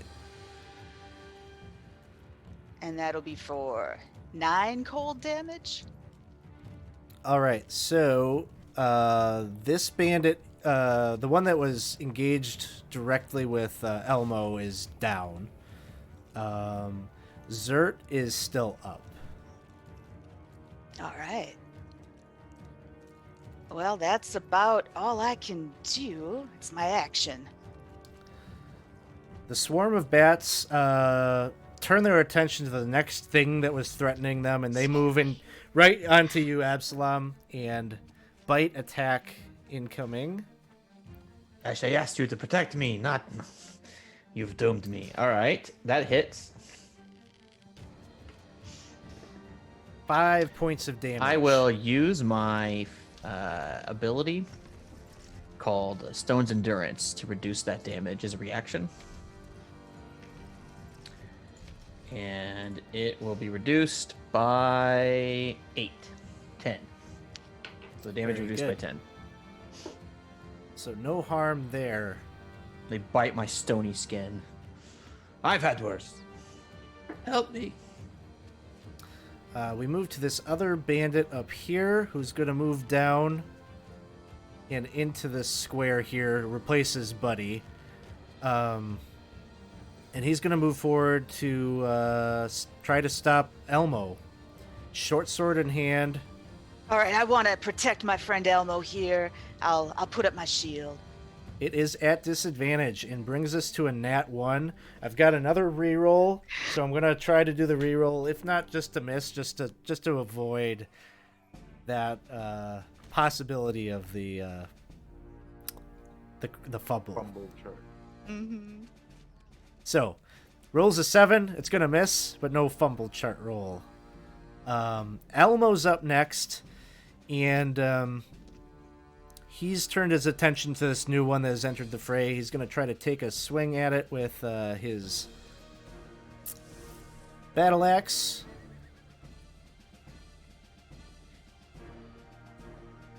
That's a Hey, critical nice hit. one. Nice one, Elmo. He's going to deal critical hit damage. 16 points. He'll take out that one. He has Hordebreaker, so he's going to take another weapon attack at Zert. Full on frenzy. It's a real handy ability there. I like it. 13. Not going to quite Can do I it. Gift him a reroll.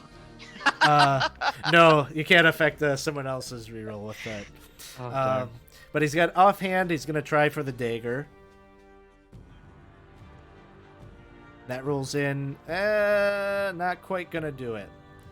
Absalom, it is your turn. What do we do? I am going to run. Well, what are your rules for passing through friendly NPCs? Just double movement through that square. Okay. And these bats have already done their. Oh nope, they did the reaction, but then they had their turn, right? So they have Right. Another reaction. Okay. I'm just gonna whack at these bats. And just like, you think you can bite me? Well, I guess you did bite me, but I'll still kill you. I'm just swing my weapon at him. So first attack. That's a miss. Next one is the offhand. And that's a 12. That'll hit. Phew. Okay.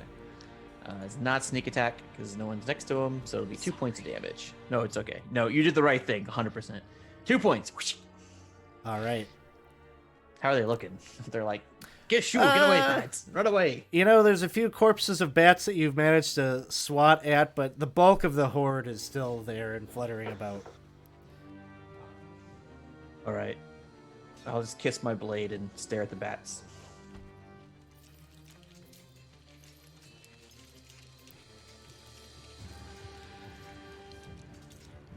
That's my turn. All right. You hear footsteps in that chamber to the north. Sounds like there are some additional combatants, perhaps, that have just entered into the fray. No. Maybe it's that frog, We spared it, it could come back and help us out. Is that what we did? I thought Yeah. we ran scared from it. I mean, that's sparing it, really. Oh, Gully, okay. it is your turn. We didn't disturb it. Well, I guess I'm more concerned with the stuff down the hall than this bat swarm. So I'm gonna go right next to the bat swarm. Oh, look, can I hit that? Oh, I'm gonna send some dancing fingers towards Mr. Tom Selleck, and I'm going to chill touch him. Normal. Or not. I'm going to reroll. Haha, I can do that.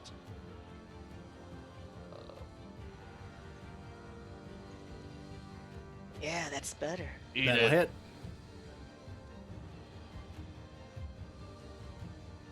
Can I reroll that as well? Was On the attack roll? the first reroll was it due to an ability, or was it from the No. chat? That's from the chat. I had 2, right? Okay. Typically, unless it's like a dire thing like Corlos earlier, like it was like a Okay. make or break roll, I usually say one per roll. All right. 2 necrotic damages for you, and you cannot regain hit points. I dare you to try. And then I will stand next to this swarm because I don't want an attack of opportunity against me. All right. Next up is one of the bandits here. The one here with the crossbow. He kind of crosses over to this side, and he's going to try to take a shot at Ash. Kind of identifying that you've been making it a little bit tricky to hit Elmo and try to take you out. So crossbow is a 22. That'll hit. 8 And- points. That'll take more than half of my hit points. A DC 12 con save. All right.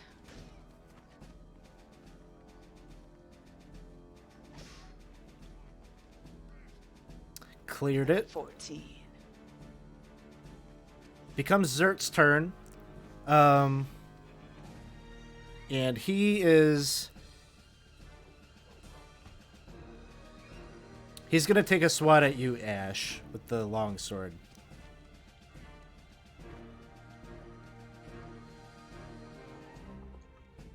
He's 17, That'll miss. and he takes one more swing with the longsword. He's got multi-attack. But a 9 will miss. Yeah, that'll still miss. Galileo. Oh, we're not. Geez, we're not doing very well. He moves up here and he throws poison spray into the bat mist. Yeah, absolutely.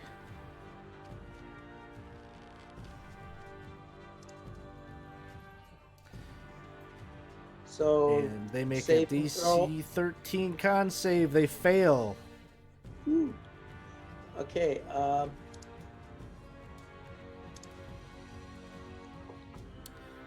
4 points of damage. See a few more of the bats drop out as that mist balloons upward into the swarm.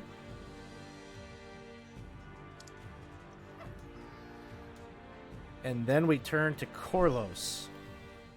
All right, I'm gonna shoot at the bats, but I'm gonna kind of like go under Absalom's legs and like kind of like pop up from underneath them, if that's cool.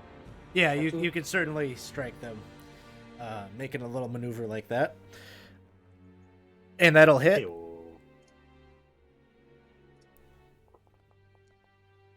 a nice little bat kebab. You angle that up real nice. There's only a few of these things left. And that's my turn. Nice work. We turn now to Ash up at the front. Yeah, so I would like to use a bonus action to do Second Wind, get some hit points back.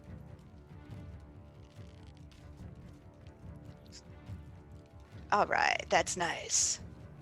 All right, and then I will use my longsword attack on Zert. Sure. All right. Sorry, lots of buttons. I'm getting there. That'll do it. All right. And There. 9. Slash at you, Zert. You slash right across his chest, and he just starts to bleed out and falls backward. He's trying to, you can see him kind of try to apply pressure to the wound, but he's already so beat up, and he faints pretty quickly. You've managed to defeat him. We can do this. Elmo. Come on, hang in there, buddy. And you look over at Elmo, and he is having to kind of steady himself up against the wall. It seems that bit of adrenaline that was unleashed as he took that pain, that damage initially, is starting to wear out a bit. Or maybe just go hide in the room over there. Let us finish this. I don't know.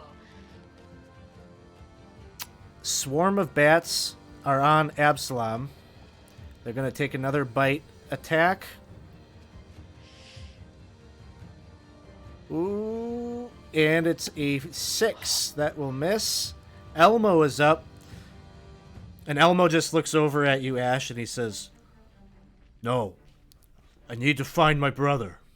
And he runs forward. And weapons drawn, he goes to take on the next bandit. And he looks across and he says, "Otis, you need to come home. You need to come home. Come with us." As he takes an attack at this one while pleading with his brother to come home with him.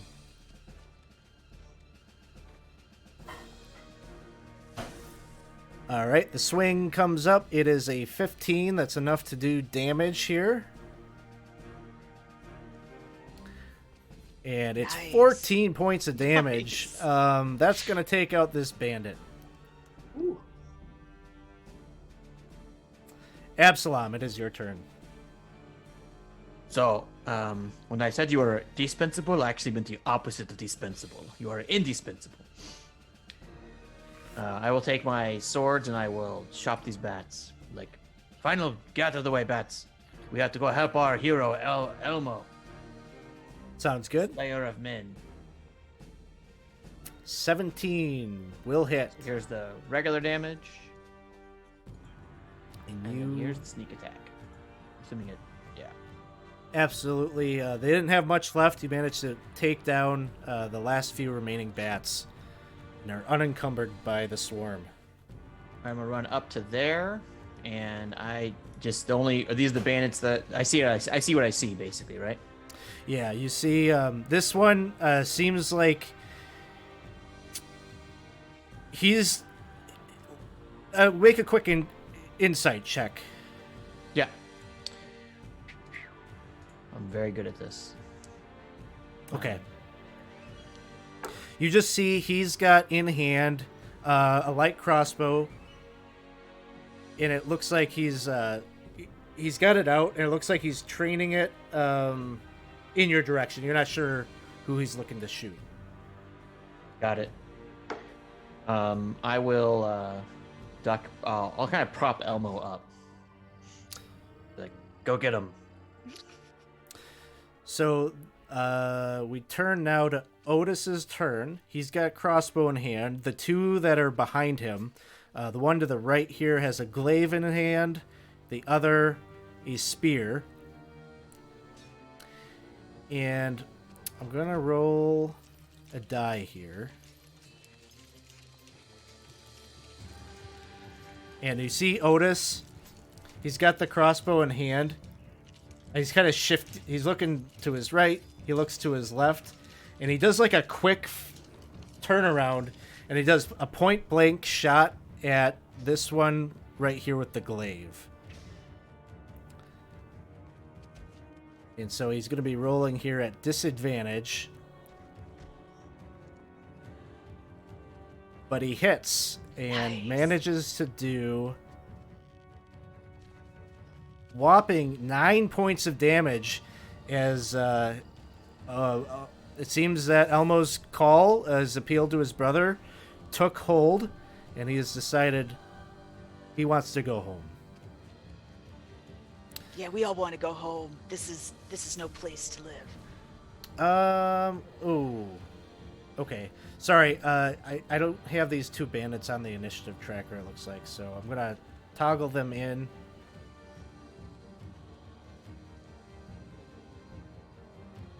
But based on how they rolled, it looks like maybe they are just taken back by this a little bit. As we turn back, it is Gully's turn. We're back to the top of the initiative order. Gully, gonna 1, 2, 3, 4, 5. I meant to go to there if possible, to leave some room for everybody else. And I'm going to send some dancing magic fingers towards Bandit on the... Actually, can I attack this one that has a crossbow bolt in its head? Yep. Okay, I'm going to attack that one with the chill touch. It's critical. Woo. So do you want normal double damage? Really probably doesn't matter here, or do you want to see what one of the effects on the? I want an effect. Yeah. All right. So this is spell damage. So go ahead and roll a d20. Okay. That's this one. 2.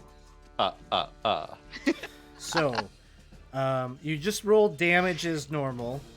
However, your chill touch, it like claws into its face and almost like kind of like disfigures it. Did a little kind of give him a dance on little his bit of a face lingering there. injury.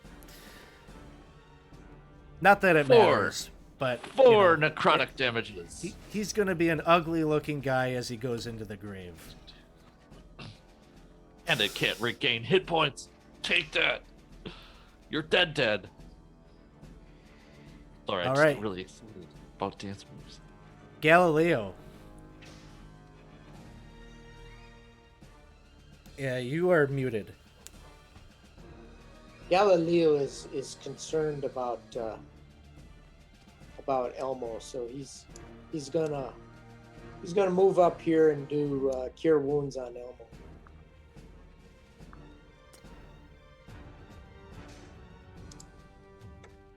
All right.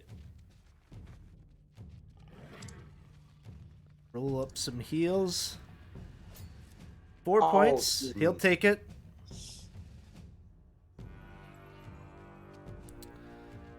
All right.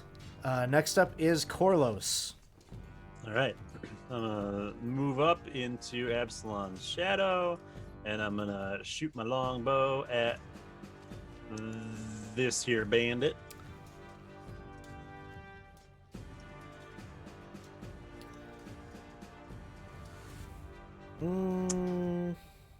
Not quite enough. And then I'm gonna take a knee. Ash, it is your turn. All right. Well, I'm going to move up through my friends here. 10, 15. I can only really I can't get all the way. Actually, I'm going to stay here. Is that possible? Am I on a table or? No, you Otherwise- can certainly. It's just a piece of like, it was a table, no legs Okay. any longer. So yeah, you easily stand there. All right. I'm gonna drop my sword and take out my light crossbow and fire at the bandit. I'm gonna say to Otis, "You made the right call, because these kind of people don't have 401k plans or anything." Oh, I'm gonna use a reroll. My second one. We're not doing that. There we go. That was There almost we another go. one. You hit. Yeah. All right. Oh, All right. it's only 2 piercing.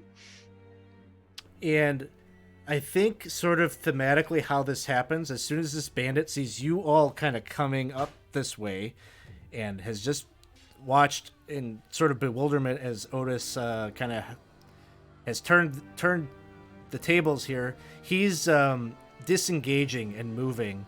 And so your arrow kind of clips his shoulder. 5, 10, 15, 20. You watch as he like moves through that open door there. And next up is Elmo's turn. Elmo just moves up and he gives his brother an embrace as they reunite here for the first time, it sounds like, in maybe a month or so. Absalom, it is your turn. I'll just sort of shuffle up right behind Ash and kind of lean over her shoulder at Elmo and say, Elmo, we did what you wanted. I think it's time to get out of here before they regroup. What do you say, huh? And we any other like combat actions? Does anyone want to go in pursuit of that one that's getting away? Otherwise, we can end I'll end combat there. I think no. I think he's gotten a huge head start. Do y'all anyone want to chase him? No thanks. Otis looks back at you and nods his head, and he says, "Thank you. I'll make good on my promise. This is yours. We can head back. We probably don't, like you say, want to stick around here too long. But if you want to take a looks around, I'm sure we can take a moment to do that." Well, Otis, you know the place. Show us the goods. Yeah, where's the beautiful one? Yeah, No, not to. But is there a chance the beautiful one comes here and like gets us figures out who we are? I think we gotta do some cleaning. Oh, do you have like a mop and a brush and stuff with you? Or where's the equipment room? Where's the mop and brush? Janitor closet, where is it? Yeah, it's not so literal with the cleaning. Oh, It's more, cutting them up and oh, getting them out of here. That's weird. Yeah, well, like that bear. So, What about Otis. What bear? So Otis does know a bit about the area and everything like that, and so he'll actually bring you up into this room, so you can feel free to move your tokens up there if you want to see it. But there is a treasure chest up here that he will grab. Inside, there is going to be... we'll have to do some rolls to see how much coinage, but a bit of coin in the chest, as well as a gold chain worth 200 gold pieces and 2 gemstones worth 50 gold pieces. So we can kind of figure out later how we're going to divvy that up. He points that out, and then he points to a tapestry on the wall over here and suggests to you that he's never met the one that they call the beautiful one, but that he is the one that his boss reports to, and there's a secret door there that goes deeper. So that'll be a little bit of information for future parties who may want to come back here. You can rest assured that there's a bigger boss than his boss. What you've done here is being reported. So there might need to be some cleaning that will need to happen at some point. But wealth in hand, you're going to be able to make your way back. And so you've reunited the brothers and gotten Otis back. There will be a lecture that he will receive from his mother once he gets back to the farmstead. Is there any other? We're at about 30 minutes over what we said we were going to do for the session, so just want to be respectful of everyone's time. But any other last little actions or things that the party wants to do before we call it a close. Just cash out and make our way back. Oh, the dagger. And Yeah, I'll ask Elmo. he absolutely gifts it to you as part of the reward. You know, he almost doesn't want to hang on to it because it does. It's sort of the black mark on the family that this ill-begotten thing will remind them of this time when Otis. They're going to want to move on from this and forget about it, so gladly gives it over to the party to figure out whether you're going to keep it or sell it. Is there anything special about this dagger, Otis? You're the one that stole or acquired it. He says, it looks valuable. I wanted to give my brother something good for his birthday. Mm-hmm. Where did you obtain it? He just tells you that one of the numerous raids that they've done on caravans, one of the mercenaries that was with Teamster had it on him, and he was the one that drew the stick that allowed him to acquire it with the group that he was with. Hey guys, sometimes those ceremonial daggers take on special properties, you know, and are able to do special things. Are any of you able to tell if this thing has maybe acquired that ability? I do have a detect magic ability spell. Yeah. If it's special. You cast detect magic on it. Absolutely, it is magical. When he says that, I walk away from him 30 feet away. Oh, when he says he's casting detect magic. Wait, why? I think we should hang on to this I'm thing. just taking a look at the rest of this place. Get out of here. Oh, you're my shadow. Shadow. Never again. Hey, it worked. Yeah, the only thing that I would want to make sure is that we get those horses back to those kind folks. Yeah, absolutely. So you'll make good on that. Luckily, no harm. At first, I was worried that you might have one of your horses stumble into a trap. Oh, that would be so sad. Then we'd have to kill the horse. We'd have to kill it. We just have to pop an You'd have arrow to. right instead. There's just no other way to handle a broken-legged horse. Oh. I've heard You- that from.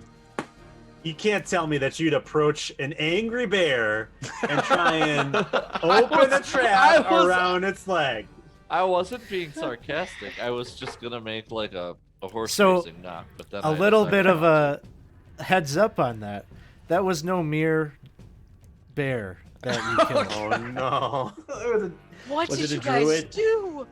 to. You killed a druid. Oh, brutal. Did I kill a druid? No, because if you had done Okay. that, it would have reverted back to its human That's true. form. That's true. It was a talking Um, bear? Like in the circus? Well, it was just roaring, though. If it were a talking bear, it should have said, "Don't shoot I me in guess the don't head shoot with me." an arrow." I'll drop the hint that it has something to do with something that happened in the previous session that we didn't really deal with. Okay. Is it a werebear? A wandering encounter that had happened. Oh, So okay. we'll see what ends up happening with that as time goes on. As we're closing out here, thanks everybody for watching. Yep. MF Garthok was in the previous session, so he maybe knows because he says, "Uh-oh." We are 20 Sites Every Story. We're a gaming community and Twitch channel.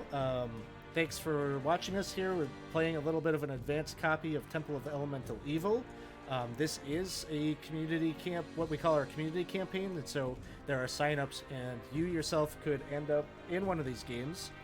To do so, you want to join us in our Discord server, where you will be able to see signups in the sign-up channel as they come out. Thank you for the follow. I always give our Patreon supporters the first chance to sign up and confirm their spots for the games. But then after that, I move on to anybody who hasn't yet gotten a game in for the month. So come check us out there.